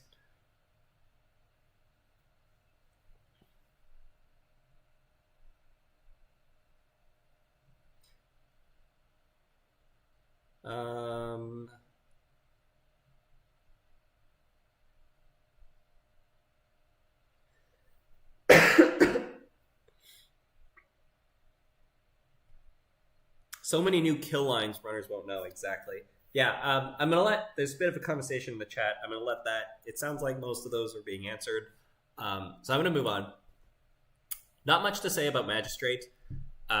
This card is good. It's good. It's a good card. It's not busted. It's like 2 res 3 trash. I think is the numbers that you want it to be. It's unique, which is good. And it increases the cost to steal and it makes the runner lose an agenda or lose points when you score or lose credits when you score. So yeah, it's a cool card. You can res it at a paid ability window right before the runner accesses. So if the runner's running a remote, suddenly they have to pay $3. So I like that. Again, another one of these like simple cards that actually adds quite a bit of thinking to the game. I like it a lot. Does Magistrate make Deep Dive more annoying?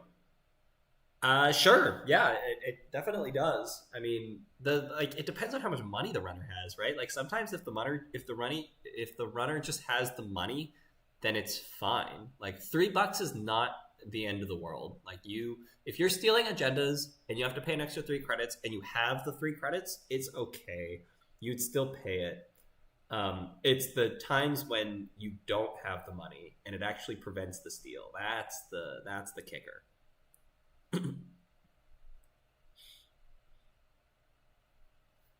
My favorite ED jank so far is Game Over into Game Over into Game Over. I love Game Over. When Game Over came out, I really wanted to play the card.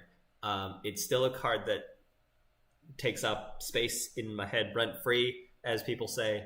I like Game Over a lot. And especially if like Arasana, like Arasana and Hiram are going to have like these boards with like, they're going to have like a console and DZMZs and simul chips and gachapons. Like, oh, we like Game Over and name hardware. I love that. Oh, Money Sinai. That's great. It's a Money Sinai. I like that a lot. Nihilo Agent. This card is a little bit complicated to actually read and understand what it does. One thing that I didn't notice until recently is that the power counter gets removed when you give the runner a tag and a bad pub and you take a bad pub. So as a default, at the end, the runner's actually left with a tag and you're left with a bad pub. I would have thought that this ability just like totally is self-isolated, right? And it goes give tag, bad pub, remove, and then it just does that 3 times and then it's done. But actually, it actually leaves the runner with a tag when you take a bad pub. Obviously, it's something that fuels the new NBN ID. It lets you search for something when you take a bad pub. It removes the bad pub, search for it again, remove. I don't know what tag synergy there is, really. Like, this is a card that, like, this card is good against, well, actually, no, it's not. I was going to say it's good against Sebastião. It's not at all, actually. Well, it is in some ways. Because it triggers Sebastião, but Sebastião has his own cards that he's trying to give tags with and trigger the ID, right? So like, it's actually like the Sebastião's going to actually have to removing the tag, but then they take a tag and then this clears the tag for them. So it actually ends up just being a wash. In fact, it ends up being better for Sebastião. So never mind. But like, it's a card where like it lets you search for cards with the new ID, and it's a card that adds complexity yet again, right? It forces the runner to value the having to clear the tag and taking the bad pub, and trashing it. It's like, do I want this ability to trigger 2 more times, or do I want to pay clicking 3 credits, maybe breaking an ice to trash it? Probably not. And then on the last turn, you get to keep the bad pub. You have to take a tag. You have to clear the tag. Again, it's another card where Vic ends up being quite good. Like just naturally good against. This card is interesting with Warm Reception.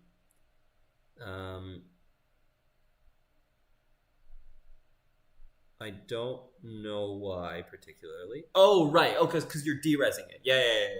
Yeah. When your turn begins, remove a tag in one bet. Yeah. There you go. Yeah, I haven't totally thought about all the implications. There's lots of implications here. Yeah, Warm Reception means that they keep the tag. So that's really dangerous, actually. In Ob as well, you can like trash it with Ob. Obviously, there's no Excavator anymore, but like you could trigger something. Like you could trigger an anthill and install a Regolith on top of the Nihilo Agent, and then the Nihilo Agent dies. So lots of ways that you can like trick play, keep the tag, and surprise the runner. So it's like it's really dangerous. Synapse is a thing. Synapse triggers when you remove a tag, so you can use this to clear a tag when your turn begins and install an agenda and score it. That's also pretty scary. It only works with 3/2s, but it's scary. Maybe you have a Wage Workers, and then you can score a 4/2. Make some if the runner is tagged stronger. Yeah.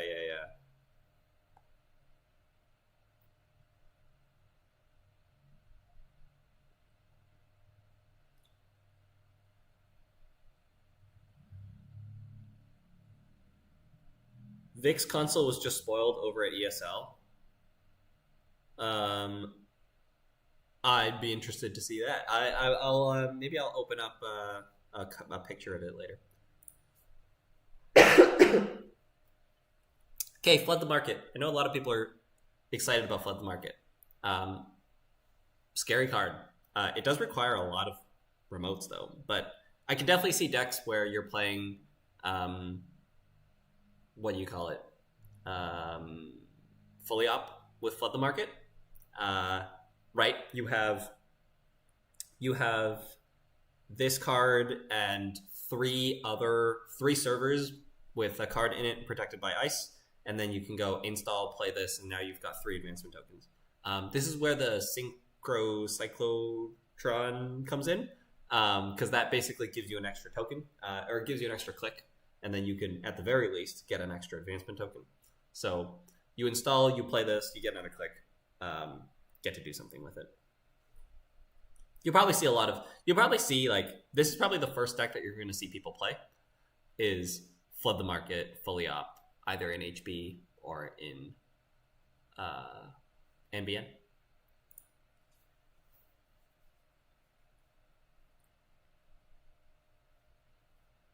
The point of this asset here is to remove that pet. No, the point of the asset here was to trigger...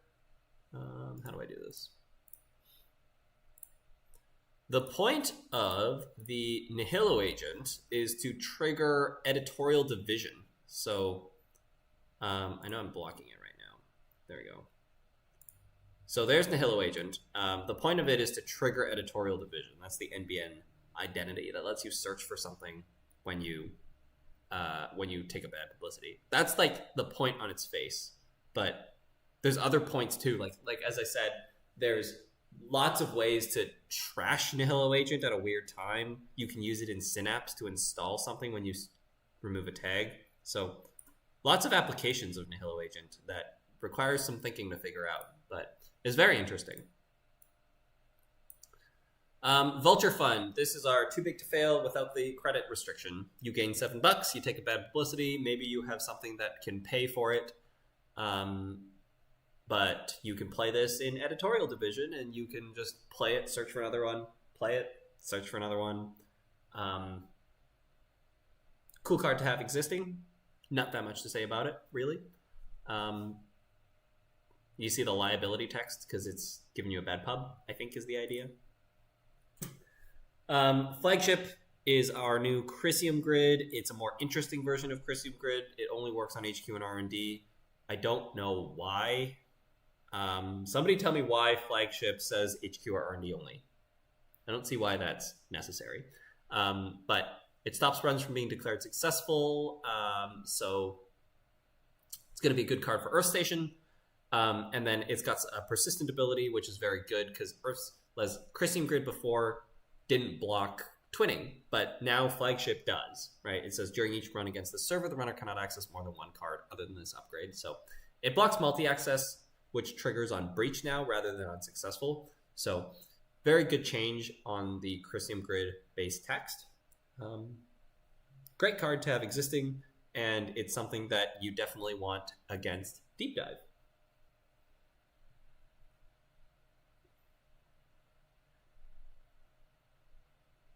So glad you can't flood the market score Luminal. Yes. Thank goodness, Laura.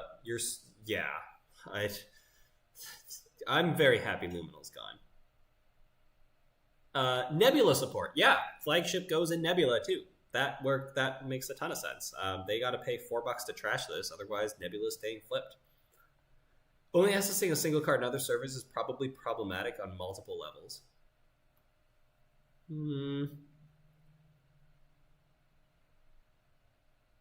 Is it? Okay. Oh, I can see that. Okay, so it's like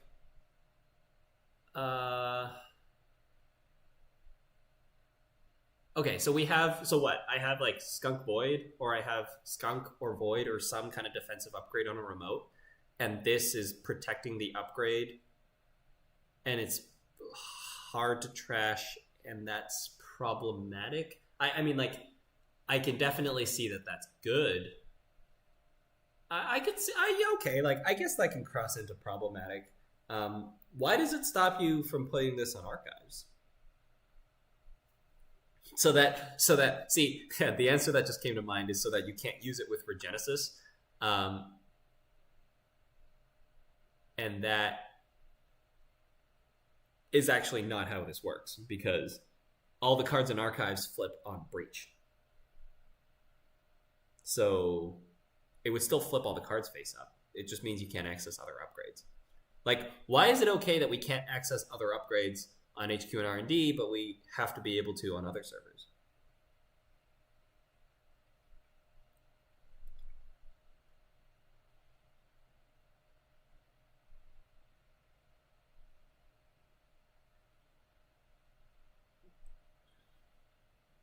That text on an archives upgrade is maybe problematic, isn't? The text also means that if there is a second upgrade, the runner must choose whether to access the hand, deck, or the other upgrade. Yeah. Yeah, I mean, okay. Like, it limits the card for sure. I think it's interesting.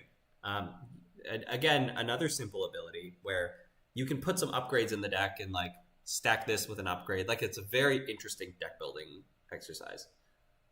Because there's lots of different upgrades you can put alongside this that I think make it very, very, very potent.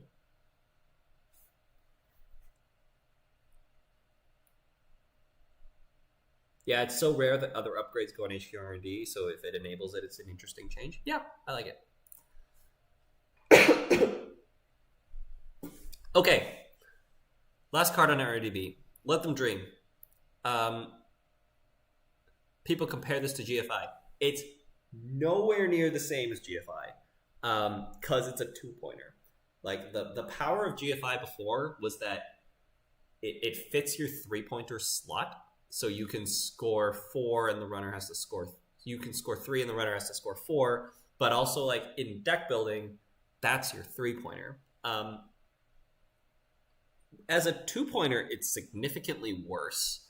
It's also a 4-2, and for some reason it has this... Well, it has to have additional text, because as a 4-2, worth 1 less point is not good enough. So when you score it, you may search a central for an agenda, reveal it, and add it to the bottom R&D. Like, I'm kind of curious, like, I think it's cool.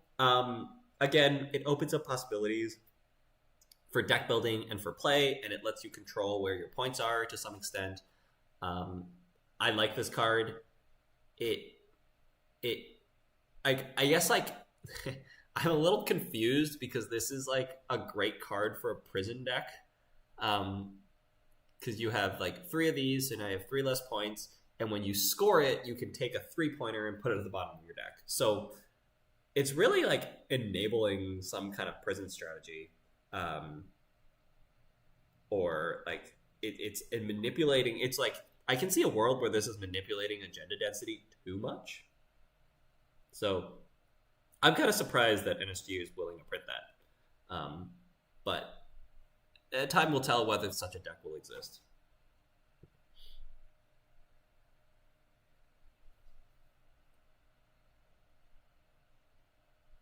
How many cards do you access if you cup a flagship with a Docklands Pass installed?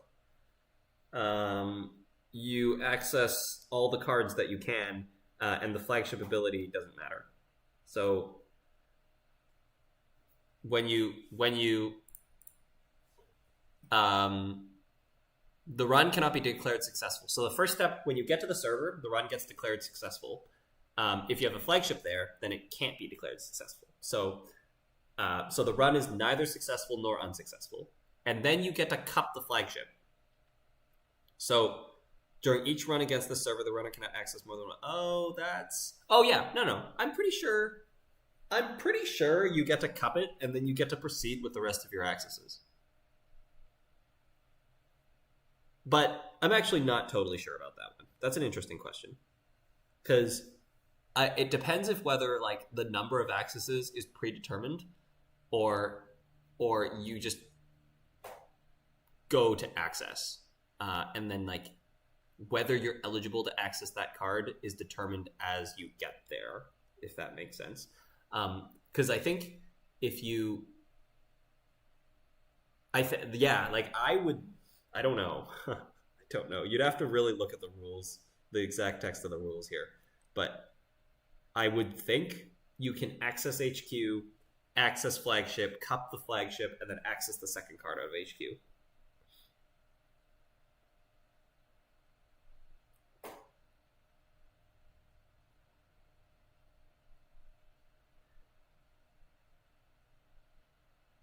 Rules update will be forthcoming, but yes, you can cup it to proceed with the full accesses. Nice. That makes sense. Banned from startup before release is quite funny. It is.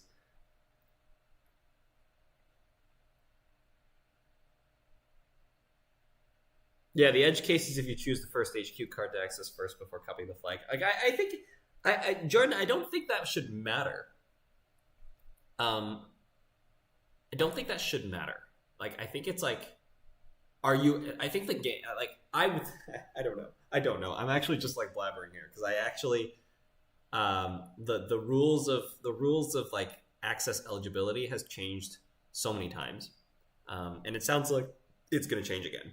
So I'm going to hold my comment on it, and we'll just have to see on the rules update. But for Milanomi, it says like you can cup it and proceed with full accesses. Yeah, and we finished with Let Them Dream. It'll remain to be seen how potent this is. Like it is a 4 advancement requirement agenda. Like those are hard to score. I think like Sid7, I was talking with Sid7 from Vancouver last Tuesday, and he was like, would I rather just have 7 credits scoring an off-world? Yeah, I think so. So I think that's true. Like on an on-score ability, you'd much rather just have $7 than bottoming an agenda. It's where it's when the runner steals it part that is valuable. How valuable is it? Well, tough to say. Okay, let's get through the rest. Event Horizon, new border control. Probably one of the most talked about cards in this new set. I like it. It's got a lot of changes from original border control that I think are very interesting. It's now a little bit spikier. If you have a program installed, you have to pay $3, otherwise it's going to get trashed. It also, importantly, doesn't end the run without an icebreaker or without a way to get through it. You can now just pay $3 through it. So people are scared about like OB is gonna be really good and they're gonna have border control just like it did before. No, not exactly. It's gonna be a great card for OB for sure, but the fact that you can pay $3 through this is a huge difference. Like one of the really good things about Ob before with border control is you can res border control, you get $1 back. That's a big deal because it's trying to rush, right? And an early dollar is a big difference. And the runner has to find a way to break a barrier, and then they can pop it to trash it and make it a sentry or a code gate. Not the case anymore, because you can just pay 3 credits through this. So you don't actually need the initial breaker. That's a big difference. And it's not going to be a reliable card that you can just rush through, or rush behind. My other comment about this is that it's a sentry. The fact that it's a sentry means that I think porting it into Leo is actually a very tough decision to make, and I don't think it's going to be as crazy as some people seem to think it might be. The fact that it's a sentry makes it difficult to port into Leo because Leo already has great sentries. It has 3 copies of Boomy is non-negotiable, right? You have Drafter, you have Ansel, and now are you going to pay 3 influence to add this into the mix as well? Again, just like border control, this is on paper, like without the trash ability, it's a bad ice. Like it is a 4 res, 0 strength, 2 subs that the runner can pay through without a program. So the end the run ability is the thing that's keeping it good. And Leo already has that. Like Leo already has an end the run ability in its ID. You already have, like, maybe you're playing Void, although maybe you're playing this instead of Void. The issue with Leo is setup speed, right? The issue with Leo is like getting money, getting your cards installed, being able to do that consistently. This is not really going to help you with that. It's just going to eat up 3 influence and eat up one of your sentry slots, of which you already have good sentry options. So there's my comments on that. It'll be good in Ob. Maybe people will try to play it in Leo. You can end the run multiple times. Like, yes, you can play Leo with like a Byroid trash, an Event Horizon trash, an MIC trash, and you have Train, the new 5/3 agenda that costs you a click. So like sometimes agendas are going to be unstealable because you don't have enough clicks. But like that just means that as the runner, you can't sit back and let them get to game point without contesting them.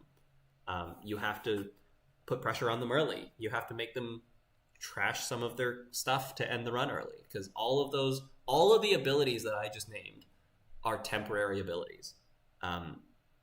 All of them trash itself, right? The agenda gets stolen. So if you make them use those abilities early, then you're not going to get to those end states where they can just kick you out.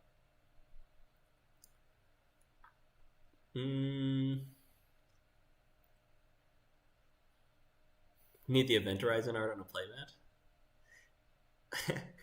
It's actually not totally clear to me what that art is. Yeah, it looks interesting. Not totally clear to me what the art is. Once you have a program down, it costs 6 credits. It's way different. Yeah, quite good. 0 strength makes it easier to trash. Yeah, you can just go ahead and crew this. You can put a chisel on it and it just dies right away. Like, yeah, big liability in some matchups.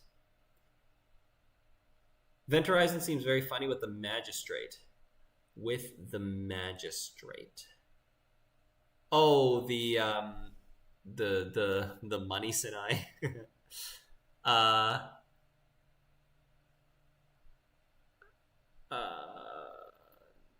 guess I don't see the synergy.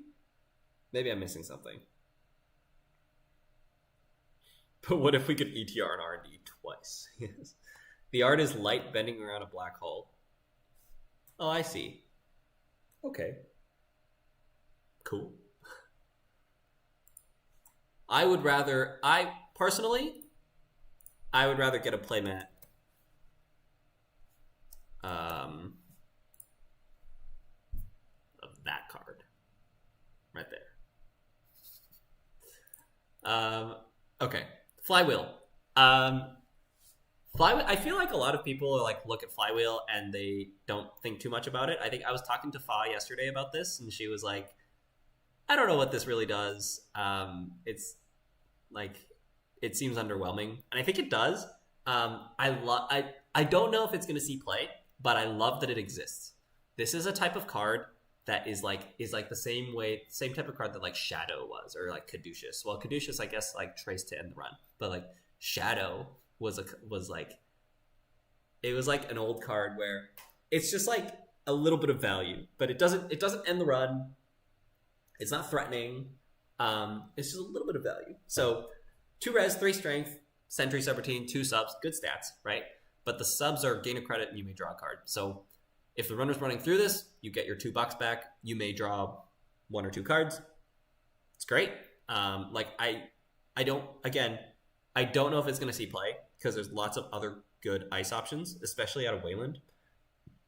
But maybe like if you're playing a deck, like let's say you're playing a Wayland deck that's playing Flood the Market, I think you'd probably play this card because you're just trying to like make servers with single pieces of ice, and the ice just needs to be cheap and annoying. It needs to be cheap and get you a little bit of value to keep you going, to get you cards, and make it so that checking the server is not free. And this is exactly that. So I love that this card exists.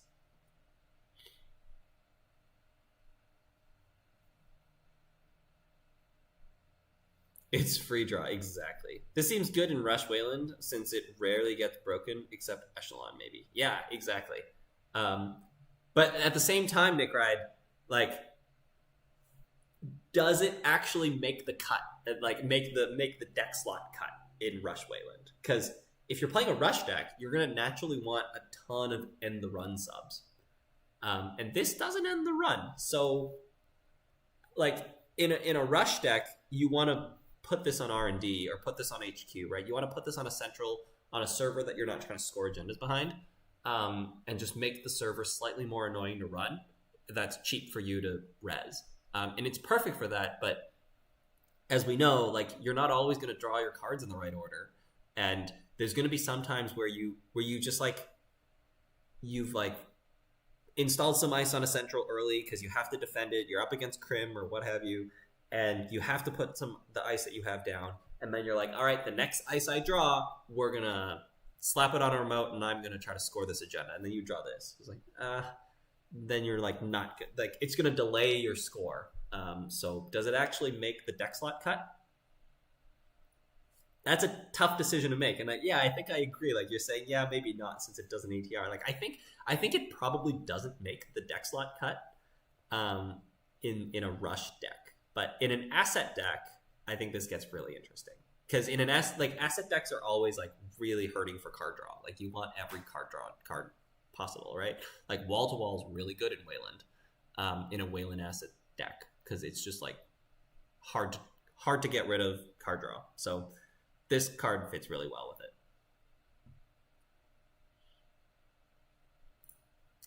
it. Stowaway. This is the Arisana card.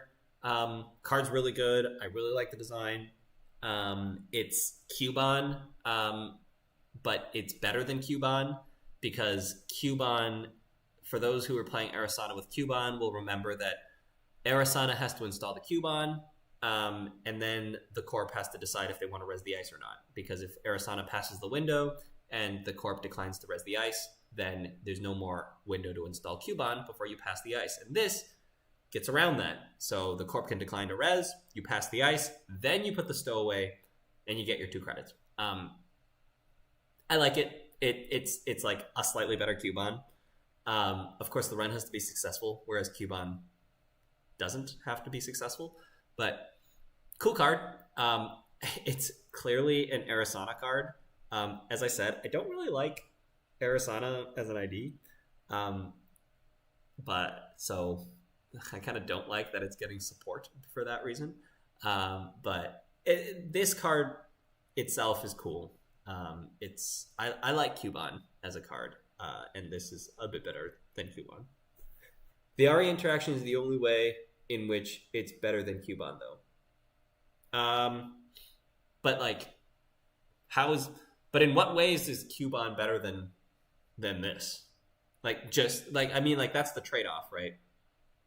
Is you have the Ari interaction versus the other Ari interaction. You have the Ari interaction, but then Cubon triggers when the run is not successful. But how many times do you run through a piece of ice that's not rezzed and it's not successful? I mean, like, I guess that happens.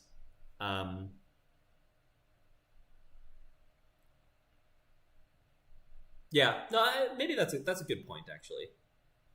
Um, yeah, that's a good point, Zinchling. Maybe there isn't actually. I'm putting a little too much emphasis on that difference.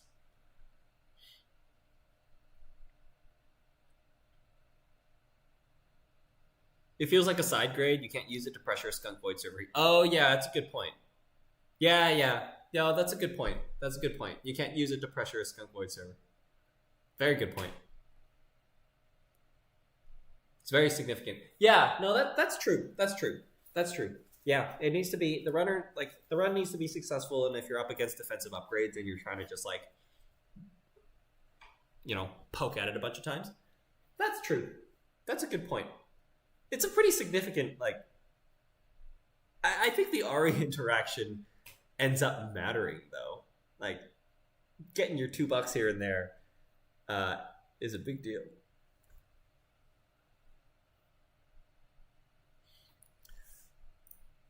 Okay, beta build.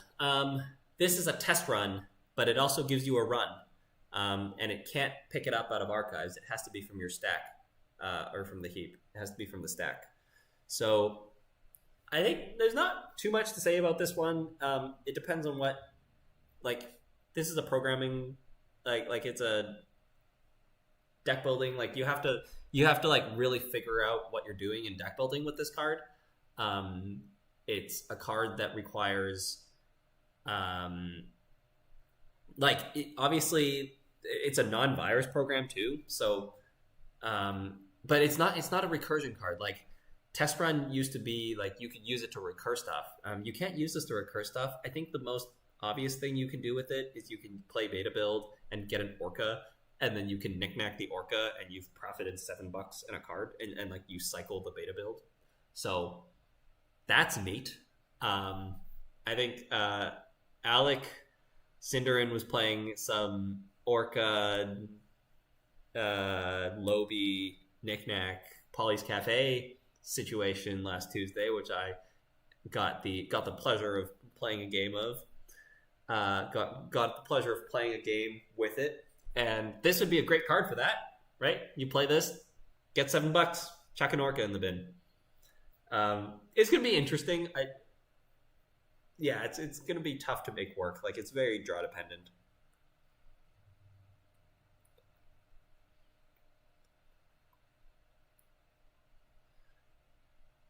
Oh yeah, Concerto. That's true. More janky combos, but I like it. Yeah, get this. Use the program, put it on top of the deck, play Concerto. You'd probably just rather knickknack it straight off the bat and just get the money right away. Concerto probably doesn't make the list because of the existence of knickknack, unfortunately. Mioshu is very exciting. We kind of spoke about this when we were talking about the city line. I like train. Maybe we'll just call it train. It's a 10 cost, 4 influence, Wayland operation that says play only if you scored an agenda this turn that you did not install this turn. I like that restriction. You can't fast advance something and play this. It's really well thought out, well balanced. Add this operation to your score area as an agenda worth 2 agenda points. So I like this a lot. It's again, simple card, complex implications. Maybe it's actually worth like me explaining this one a little bit, because here's something that happens a lot in Netrunner, and it is something that I try to take advantage of when I play. Like a lot of the decks I play are trying to score, and what oftentimes ends up happening is you go into a board state where the runner can get in, but you have 2 agendas, right? and you're like, well, if I put this agenda in the remote, the runner comes and runs it, they steal it, I can now jam and comfortably score the second one because the runner just spent their money stealing the first one. Sometimes the first card is an asset. Sometimes you're like, okay, I'm going to put this asset in the remote, and that's going to bait the run, and then it's going to create a scoring window for the second one. But let's focus on the agenda and agenda trade right now. So if I put a 2-pointer in the remote, runner steals it, and then I put another 2-pointer in the remote, and I score it, now we each got 2 points, right? But now with Miyoshu, if I have money to play it, which is a big if, that's not the same trade anymore. Because if I go, like, if I have just a bunch of 3-2s in the deck, for example, if I go install double advance a 3-2 and the runner runs and steals it, they get 2 points. But if I then go install double advance a 3-2 and the runner can't steal it, I can go advance, score, play 2 Miyoshus, and now I just got 6 points. So this gets better with Greenmail. And I think Greenmail is probably the best use case for this. And I love Greenmail. Like, I think you like I get so much value out of, like, Greenmail's again one of those simple cards that is actually has a very high ceiling, because so many times you might like pick up a Greenmail and be like, okay, like, install double advance, score, great, move on to the next turn.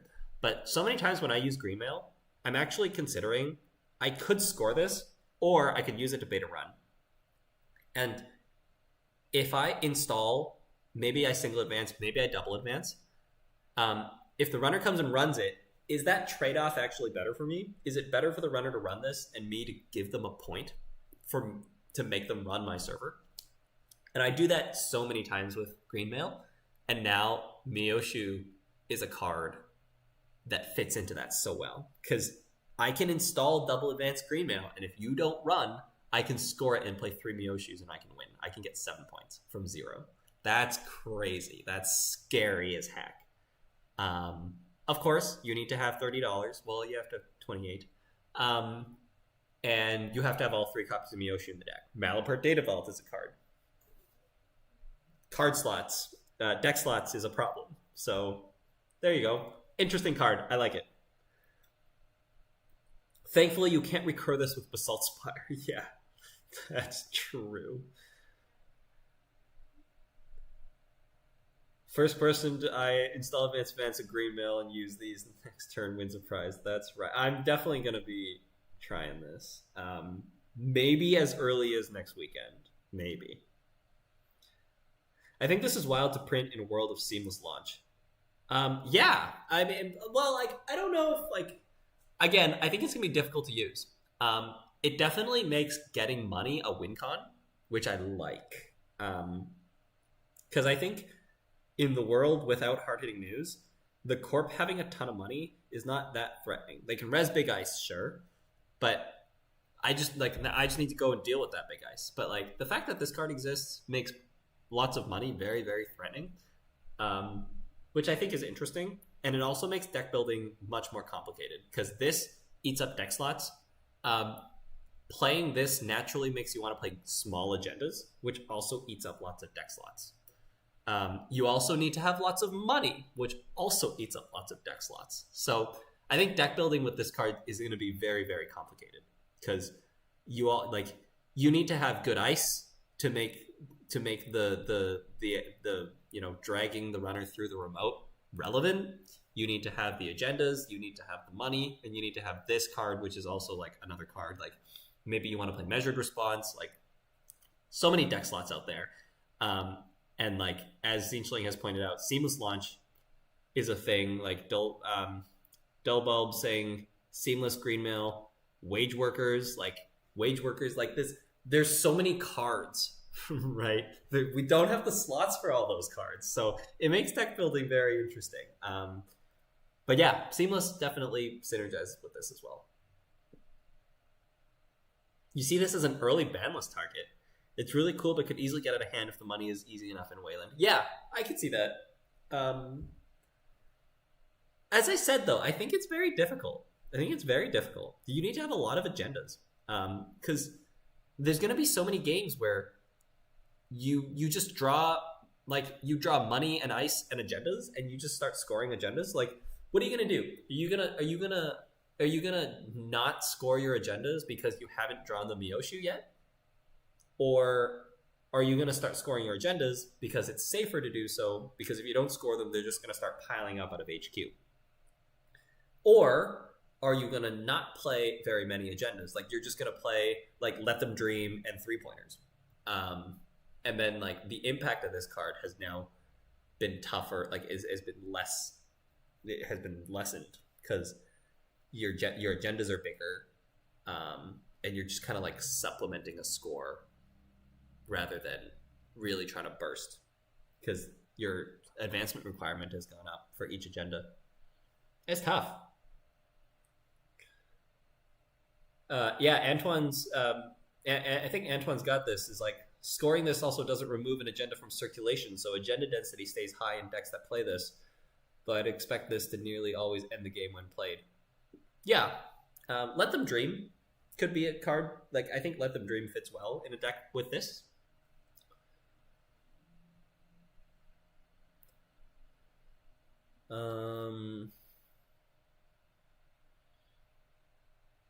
Zinchling says seamless scoring an HB train agenda, then using the click for Mioshu feels solid. It does. It does. I think it's like, and maybe this is like an element of variance that ends up not being very pleasant, but you have to find this card.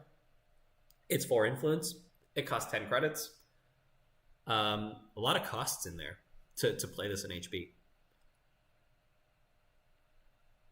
You can get to threat 4 out of nowhere and measured response to them. Yeah, that's also true. That's also very expensive, but that's also true. Okay, we're getting into the territory of cards that I've not seen. Some of them, at least. So, Tailgate. The play cost of this event's lowered by 1 for each. Oh, right. Okay, I did briefly read this. This is a legwork. There's not much to say for this. Like, if there's an ice there, it's a legwork. If there's 2 ice there, it's a cheaper legwork. If there's 3 ice there, it's a free legwork. Fine. Good that it exists. Once again, like, I'm pretty, like, I've been pretty happy seeing every single card so far. I think they're interesting. Like, I think you do need a legwork type card. The game has been missing it for a while, and it's, yeah, like a lot of the times this is going to cost 1, because I think, you know, you're probably going to see 2 ice on HQ, and it's going to be a cheaper legwork. I like it.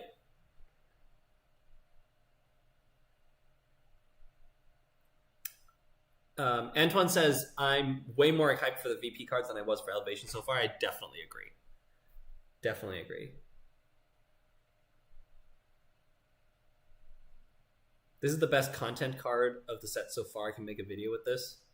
I think we're talking about Mioshu. I agree. Yeah, there's lots of stuff to lots of different ways you can make Mioshu work. I think it's exciting. Like, again, it makes deck building very complicated, because high influence, high cost to play is a card that does nothing on its own. So you want to play lots of agendas, want to play lots of econ. I think it's going to make some interesting deck building. It's just nice having legwork back, that's all, yeah.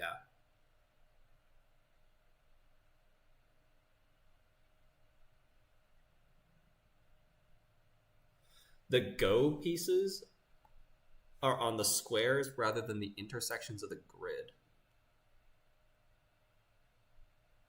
Oh. True. Is this the game? Have I played this? Mioshu.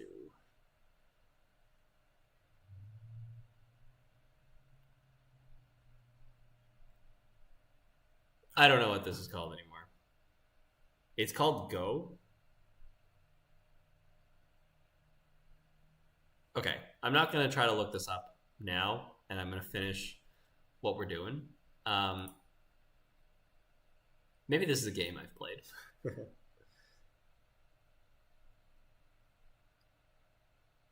An unadvanced card can represent 5 points with only 13 credits in HB.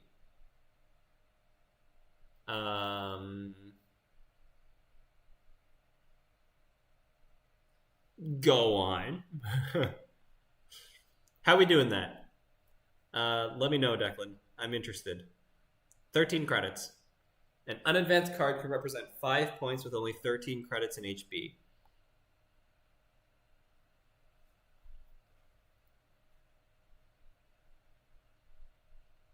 I imagine we're trying to play copies of Mioshu. So we're either scoring a 5-3 and playing 1, or we're scoring a 1-pointer and playing 2. Is there even a 1-pointer in HB? Oh, double seamless train. Oh, I see. Yeah. Very good. Very good. Yeah, double seamless, advanced, score, get the train click, play Mioshu. Yeah? Yeah, that's scary. 13 credits is not that much. But, like, you gotta have the cards there. Train can be difficult to steal. Yeah, I can see that. That's scary. Okay, I haven't seen this one. Run a server protected by ice. When that run ends, if it was successful, give the corp 1 bad pub unless they derez a piece of ice protecting the attack server. Remove this event from the game. That's interesting. It's going to be interesting to see if this gets justified deck slots. You can play this in Baz with the Underdome Irregulars. It's another ice derez card. Interesting. Yeah, when that run ends, if it was successful. So you have to get through the ice. Maybe there's already a rezzed ice. It's going to make Biowax less good, like big ice less good. They take a bad pub unless they derez a piece of ice. Then you remove the... Yeah, cool. Tough to say if this card is going to be... Like, I feel like if this card becomes good, it's going to be pretty scary. It's definitely quite good against some of the larger ice decks. But at the same time, like, you have to have the tools ready to actually make use of this. You have to be able to get through the ice. So, complicated card to play. I think Krim has had cards like this in the past, and it ends up being difficult to justify in deck slots.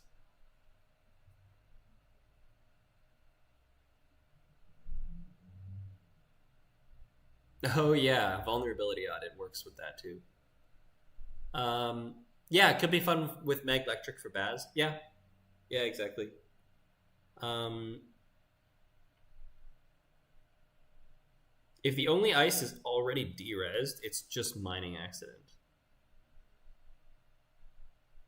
Oh yeah, true. You don't have to have any ice rezzed in the first place. There just has to be ice there. So you run, and you give bad pub unless you derez the ice. So maybe, well, yeah.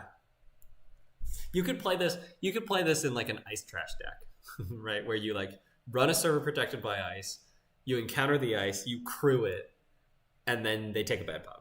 Cool. Is it good enough? Maybe. Yeah, maybe. Oh, also, yeah, Declan's saying hence no luminal.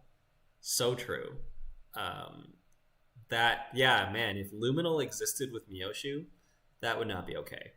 Very good. That's good. That's good. Like, the existence of Mioshu means that luminal's like just gone forever. Very good. This is the hardware I think people were talking about earlier. Haven't seen this. 0 cost, +1 MU. When you install this hardware, if you are not tagged, take a tag. Interesting. Okay. So it's a better Akamatsu memchip. Like, it's like those may remember, like, you may remember, like, Akumatsu memchip is a 1 cost +1 MU. Q coherence chip was a 0 cost, but if you trashed a program, the Q coherence chip would trash. And now we have borrowed goods. Cool. Yeah, I guess you play this in Vic because you can spend a click and a credit to clear the tag and draw a card. So you're essentially spending a click to draw a card because you essentially are spending a credit. Like, it's like this in Vic. This is an Akamatsu memchip. Or maybe you're already tagged and then you don't have to take a tag. So I like it. It's a simple card, creates a little bit of complexity because Now, maybe you want to install this only when you're tagged. You get a little bit extra value with it. I like it. Very, very nice. Cheap MU in faction for Crim is very welcome. Yeah, it gives Crim some more MU for the purposes of playing stuff like Shesvi and Compilation. Very good. Install bar goods before clear. Yeah, one influence makes it good in Seb too. Yeah. You could play it in a bling deck. It costs 0. Can chain multiples in the same turn with no penalty. I like it. Yeah, it's a cool card. Man, I feel like I'm excited about every single card we've looked at so far. Even stuff like this, like Paywall is a card that I like that this exists. Like, this is exactly the kind of card that Flood the Market wants to play. It's very cheap. It's a cheap little tax. It's just annoying. You can't rely on it to end the run, but the runner has to pay. They lose $1, and if they want to continue, they have to pay another $1. And if you're in the UK, you have to pay pounds, so that's even worse. Yeah, this is great. I like this ice. Like this and Flywheel, this little like cheap annoying ice. Like I like we don't really have ice like that. Well, we do, but like, because in some ways, I don't know, like Lamplighter and White Space kind of fit the niche, but they are like trying to end the run too. These ones are just trying to tax you, or like give you a little bit of a benefit. Declan says this is so bad. How is it? It's so bad. Maybe it is bad. Like it. I think what I'm trying to say is I like that it exists. The thing is, like, pop-up window is a $1 loss and $1 gain. This is $2 lost, cost you $1. Congratulations still exists, by the way. We can play congratulations. That's also a 2-credit swing. Yeah, just play congratulations. Play congratulations in this. You know, this one says the runner loses $2. Congratulations says you gain 3, the runner gains 1. So I like it. I think it's cute. I like that they exist. Milanomi says then you're playing Bling. Bling's fun, okay? Bling's very fun. It's pop-up window, not going everywhere, but it's nice to have. Exactly. Oh, Declan, you're talking about borrowed goods, that it's bad? Does Crim need MU this badly?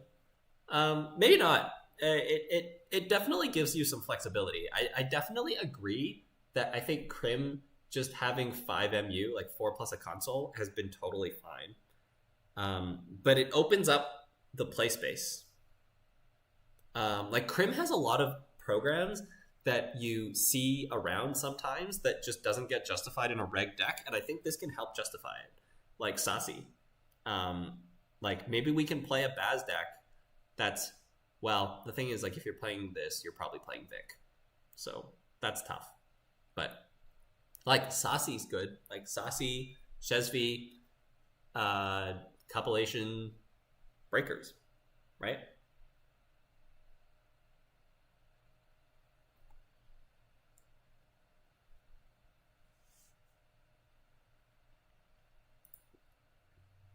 Would you ever run this over ping? Good question. That's tough. I agree. Like I think it's like it is going to be tough to include this in your deck. Like most pieces of ice that's like this. Like this and Flywheel are 2 cards that are going to be tough to put in your deck. But I think it's cute. I like it. It's like a little taxing ice that you can use to install in front of a piece of asset, like instead of an asset. Yeah, I like that it exists. It's better than Tithe, but you know, well, is it better than Tithe? Like, get a credit and do a net damage? Like, a net damage is pretty good. I don't know if it is better than Tithe. Also, Tithe is a sentry. And as you said, we already have ping, so maybe we actually want to spread out our subtypes a little bit by playing tithe. I like the ice.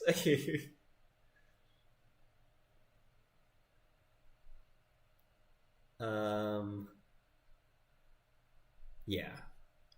There was another question in here. Congrats is a 3 credit swing, isn't it? Is it? Isn't it a 2? Because isn't it, I looked up credit. Isn't it a 2 credit swing? Yeah, it's a 2 credit swing. Because the runner gets 1 and you get 3. So it's a 2 credit swing. But it's funny. It's funny. I like it. GameNet Asset Ice. That's true. Yeah, you can play this in GameNet. I mean, GameNet is still an ID that exists. Like I've never seen it. I mean, I haven't seen it in so long, but GameNet's an ID that exists. Could play it in GameNet. All right, last card. Or second last card. I think there's another card. Witch Hunt. Cool. It's a 4/2. Scored or stolen, take a bad pub. That's bad. There's these cards that say, when you take a bad pub, do this, do that. Yes, you can trigger your editorial division and search for something. Like, you can, at best case, you can score this and play your end of the line. I feel like I need to confirm the end of the line. Yeah, okay. I always have to check because I never look for these subtypes, but I kind of have an intuition as to which ones have the tag. But yeah, you could play this and get your end of the line or search for something. But keep in mind that bad pub is bad. You don't want that as a corp. It's giving the runner money to make runs. So that's dangerous as an ability. And then it says when your action phase ends, if you scored this agenda this turn, remove all tags, then give the runner 3 tags. That's also scary. Again, it's a 4/2, so it's interesting. It's interesting. It's a high advancement requirement agenda. It's bad if the runner steals it because you get a bad pub. But if you score it, they take 3 tags. And the fact that you remove tags is, I don't know. I guess you just can't flood them with tags this way, and they just get 3. Period. That's cool. I'm excited about it. It's not something that I'm going to go play this card right away, but interesting to see what people do with it.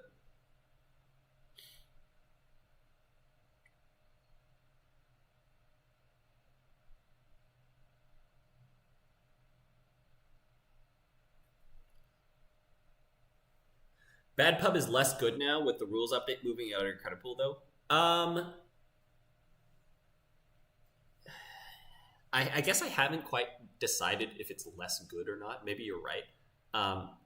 But even if it is less good, it's only slightly less good. So I guess to catch people up about the rules update, they're changing the rules about how bad pub works. It no longer is money in your credit pool. It's now its own thing. So whenever you're instructed to lose money, you can't lose money out of your bad pub money because your bad pub money is in a side pool. When phrased that way, it's good for the runner. But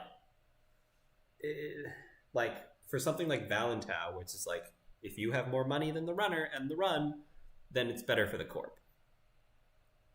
I actually think that's a buff for the runner. Most of the time, it's a buff for the runner. I mean, that's an interesting discussion. Tell me where I'm wrong on that, because I think most of the time the bad pub change is good for the runner because when there's an instruction that you lose money, you can't lose your bad pub money. So I can now break an Afshar and still have bad pub money to break the ice afterwards.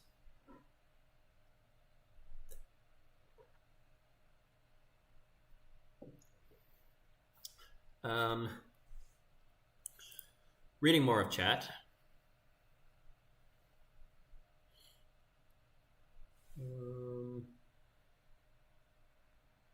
Taking a bad pub on steel means that consistency seekers will hate this card. Exactly.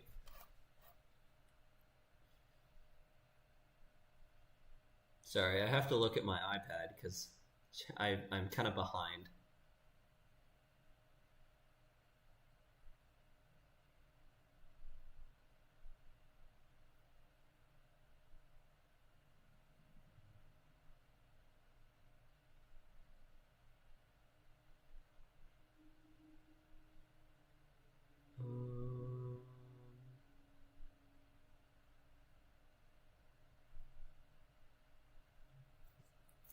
Keith, welcome to Keith.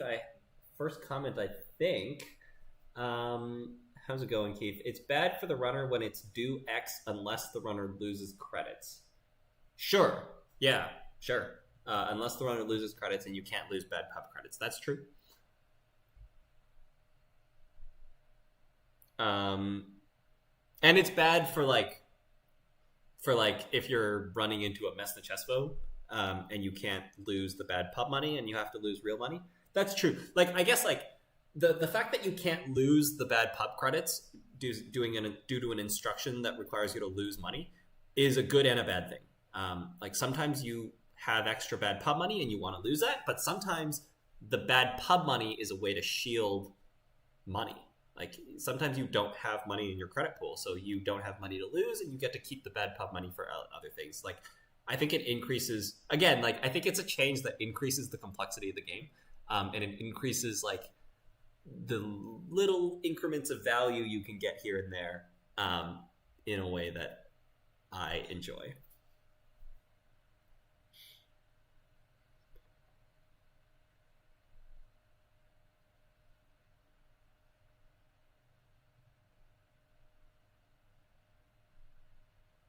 White space holds both changes in 2 subs. That's funny.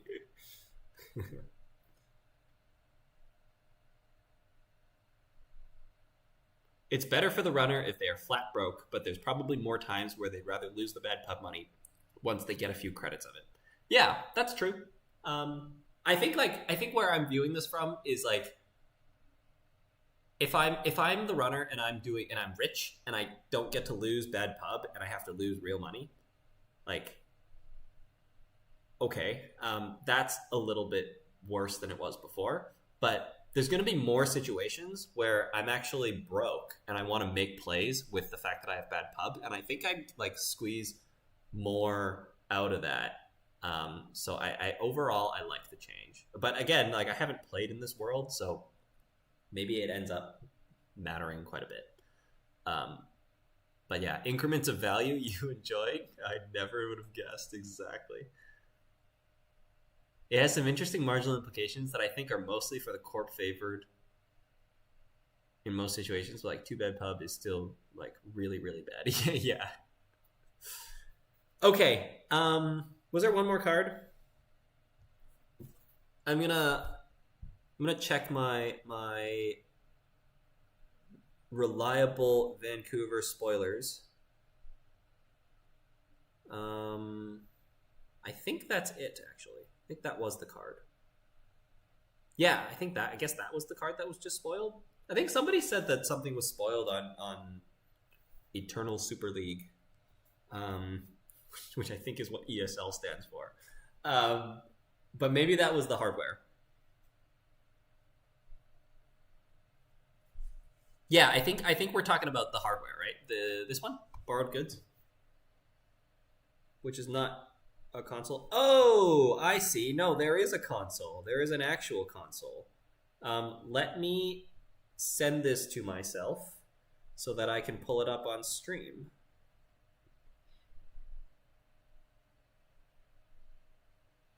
Okay, here we go. I have not seen this.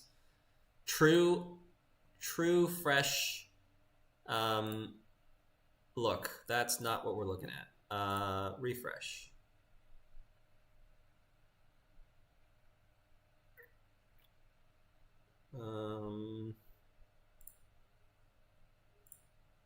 There we go. Boom. Okay, how do we do this? Okay. Just catching up on chat. Haven't looked at it yet. Apparently there's a new shaper hardware. Send that my way too. Somebody can send that to me on Discord. I'll take a look at it before I end stream. Okay, we have rotary. 3 cost, console, unique, 3 influence, limit 1 console per player, 1 MU. Very standard so far. Whenever you breach HQ or R&D, you may take 1 tag to access an additional card. Okay. Click in 2 credits. Trash this hardware. Okay, I haven't even read the next ability, but I love that it can trash itself because now you can play extra copies of this hardware, I think. Let's see what the ability does. Only the corp can use this ability, and only if the runner is tagged. Never mind. Not what I had in mind. I was hoping it had a self-trash ability so that you could use the extra copies of the hardware. Maybe that's what I'm going to design as a runner card, actually. A console that just trashes itself so that you can... It's like Forger. I'm going to write that down.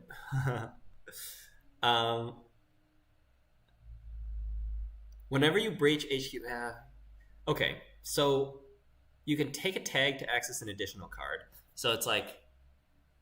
And then it's got a little like built-in, like, you can't go tag me situation.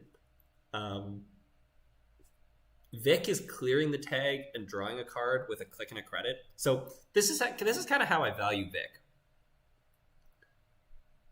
Clicking to draw is a click, right? So Vic draws a card with a click. So you're really spending a credit to clear a tag. That's where the tag clearance comes in. So when you breach HQ or R&D, you may take a tag to access an additional card. So essentially, you're paying a credit to access an additional card, as long as you're going to click to draw later.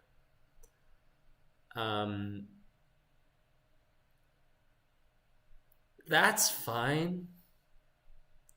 I'm actually like, this card seems fine. It doesn't seem that great. I would probably rather play Penny Shaver or Hermes. This apparently doesn't work with Manuel. That makes sense. Oh, whenever you breach, take a tag. Yeah, Manuel says also whenever you breach, if you are tagged. That's good to know. I could see why that's confusing, actually. Oh, the new shaper hardware is Touchstone, which I showed off. Yes.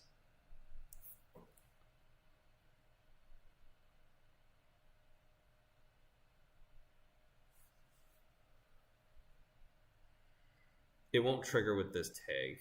Detente kind of wants to be trashed. That's true.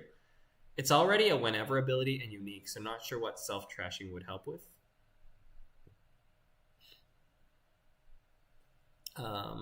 Is this better out of Seb? Zaya, maybe? I don't think Zaya ever plays this. Yeah, I don't think Zaya ever plays this. Like, you like, maybe you played in a Tag Me deck, but it's 3 to install, so that's expensive. Like, if you're installing this and the corp is trashing it, not a good trade. We play Valentina in this type of deck, right? Yeah, exactly. Yeah. So that's where you can get the money back. Like, Valentina means that you get the credit back on the Vic clear tag. So now it's actually just free. So you definitely play Valentina.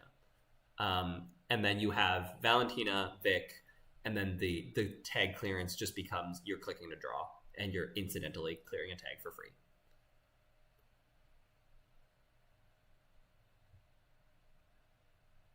Oh, Manuel says whenever you breach while you are tagged.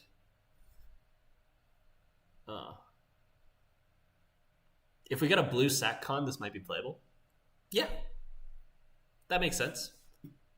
I'm gonna pull that up. What is Manuel? Oh gosh.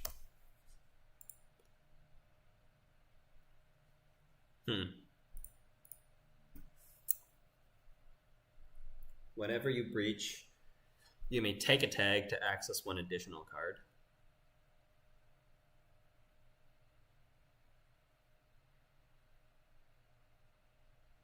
Whenever you breach while you are tagged. I guess it's not clear to me why Manuel doesn't work.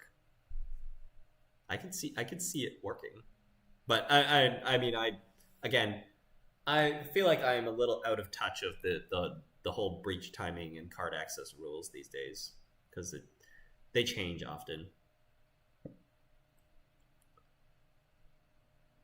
And DreamNet draws a card and gives you credit. Yeah. Pretty Mary also says whenever you breach, but it combos with other multi-access. Yeah, you can install it with your Paladin credits to charge your twinning.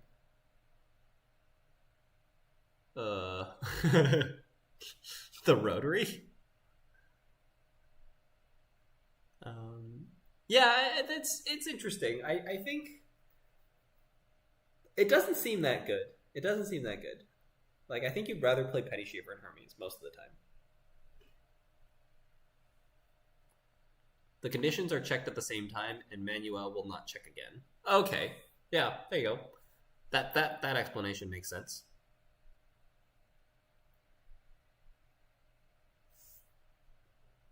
Okay, I'm almost at, what is that, 3 hours? Lots of cards to go through, lots of cards to come. I think I'm one of the first community spoilers. There's going to be spoilers. Maybe I'm wrong, but I feel like I was one of the earlier ones. There was like a whole schedule. There's lots to come. I think there's going to be cards every single day from now until March 2nd. So yeah, again, I know that there's lots of good content out there summarizing all the spoilers. Follow it the way you can. I think all the cards so far are really exciting.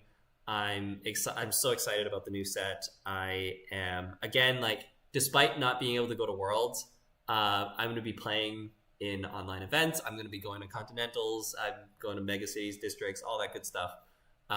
So I'll see you all out there. And yeah, I'll stream in all the online events that I play in. And I will, we'll see you all in the next one. Man, I'm losing my voice. It was a long stream, a lot of talking, but cards are really exciting. New set's really exciting. I personally felt like there was a bit of a lull for after Worlds. Like, I didn't particularly enjoy where the meta was at. It still developed in an interesting way, I think. But I don't like the fact, like, the Ob deck, like, I think the Bass Wage Workers Ob was, I think, clearly the best deck, and I think that deck was too good. It threatens things from not a lot, and it seems like that deck is getting hit. It's losing Excavator. We're seeing all these new cards, and also like Hashiko and Sable getting banned too. Very exciting. Lots of exciting things to do. I'm going to be doing some deck building this week. Maybe I'll stream it, and then we can play on JNet a little bit. Yeah.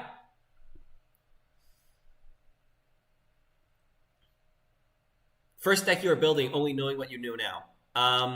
It is, great question. I do have an answer to that.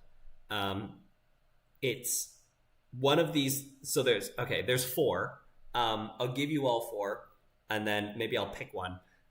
So it's Flood the Market Synapse.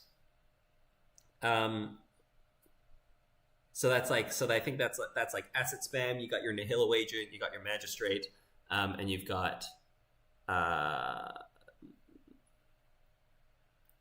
Fully Up. The other corp deck is Earth Station, with Mioshu and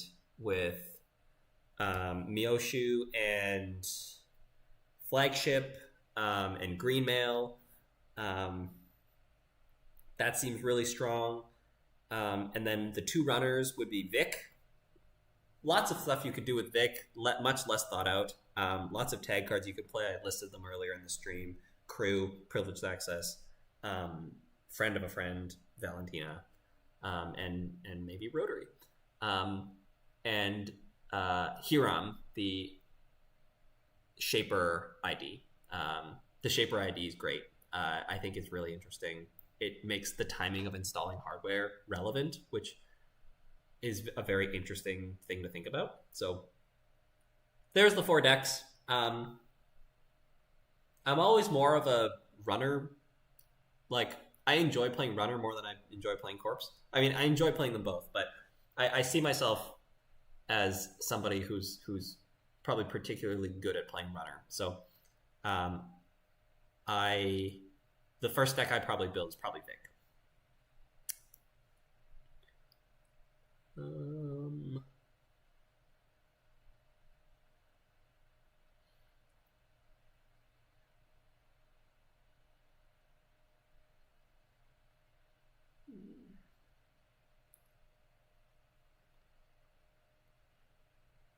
Dancing on Hashiko's grave over here. Edoc, Cody, hey! It's good to see you, man. Cody's an old friend from Edmonton who we used to play a bunch from. I probably mentioned this before, but Edoc is... I've played a game against Edoc where I gave him a government takeover, and then I landed 3 punitives, dealing 18 meat damage, and he survived. That's like probably one of my like most memorable Netrunner stories. Is like, I was known for playing meat damage decks at the time, and he knew what was up, and I was like, I dealt 18 meat damage and he survived. It's good to see you around. I know that Edmonton's got they're trying to pick things back up. I think Jen out there is trying to organize some meetups, and there's some newer players who are eager to play. I don't know if you've been going out to those or if you've been getting back involved in Netrunner in Edmonton, but hopefully you are, and hopefully I'm trying to get my little sister, who's currently how old is she? My little sister is currently 14, so she's around the age that I was when I started playing. So I'm trying to get her involved. She obviously doesn't have cards, but I've been trying to get her to come out and stuff, and I think hopefully one of these days, like, I'm gonna get my sister to come out. I want to say definitely over the summer, and hopefully she can start playing out with you all too. Yeah, I had some games with Adrian, Jen, and Charles M. Yeah, man, Charles M still out there as well. Really good to see. I haven't been back. I was planning to come back to Edmonton in December, but I just wasn't able to come out. Like, there was a family emergency. Had to cancel the trip, but I had plans to come out there and come to a meetup and introduce my sister to it too. And I'm very disappointed that lots of things in that trip didn't happen, but that's one of them, because I really want to get my sister out there and playing, and she's eager to play and eager to learn, but I think actually diving in and meeting people, she's very nervous and introverted about. So I think making the jump and getting her to go, I think, is difficult if I'm not doing it with her. That's kind of where we're at. But I've been paying attention to the Alberta Discord, and every time that there's a meetup, when it gets posted, I'm gonna send it to her, and she does a lot of extracurricular activities too. So her schedule is pretty busy, but hopefully she'll be able to come out one of these days, and whenever I'm back, I'll hit you all up as well. Okay, y'all. Thanks everybody. This has been great. Had lots of people watching on the live video. It'll be on my YouTube as well. So thanks for joining me. I'll see you on the next one. Take care.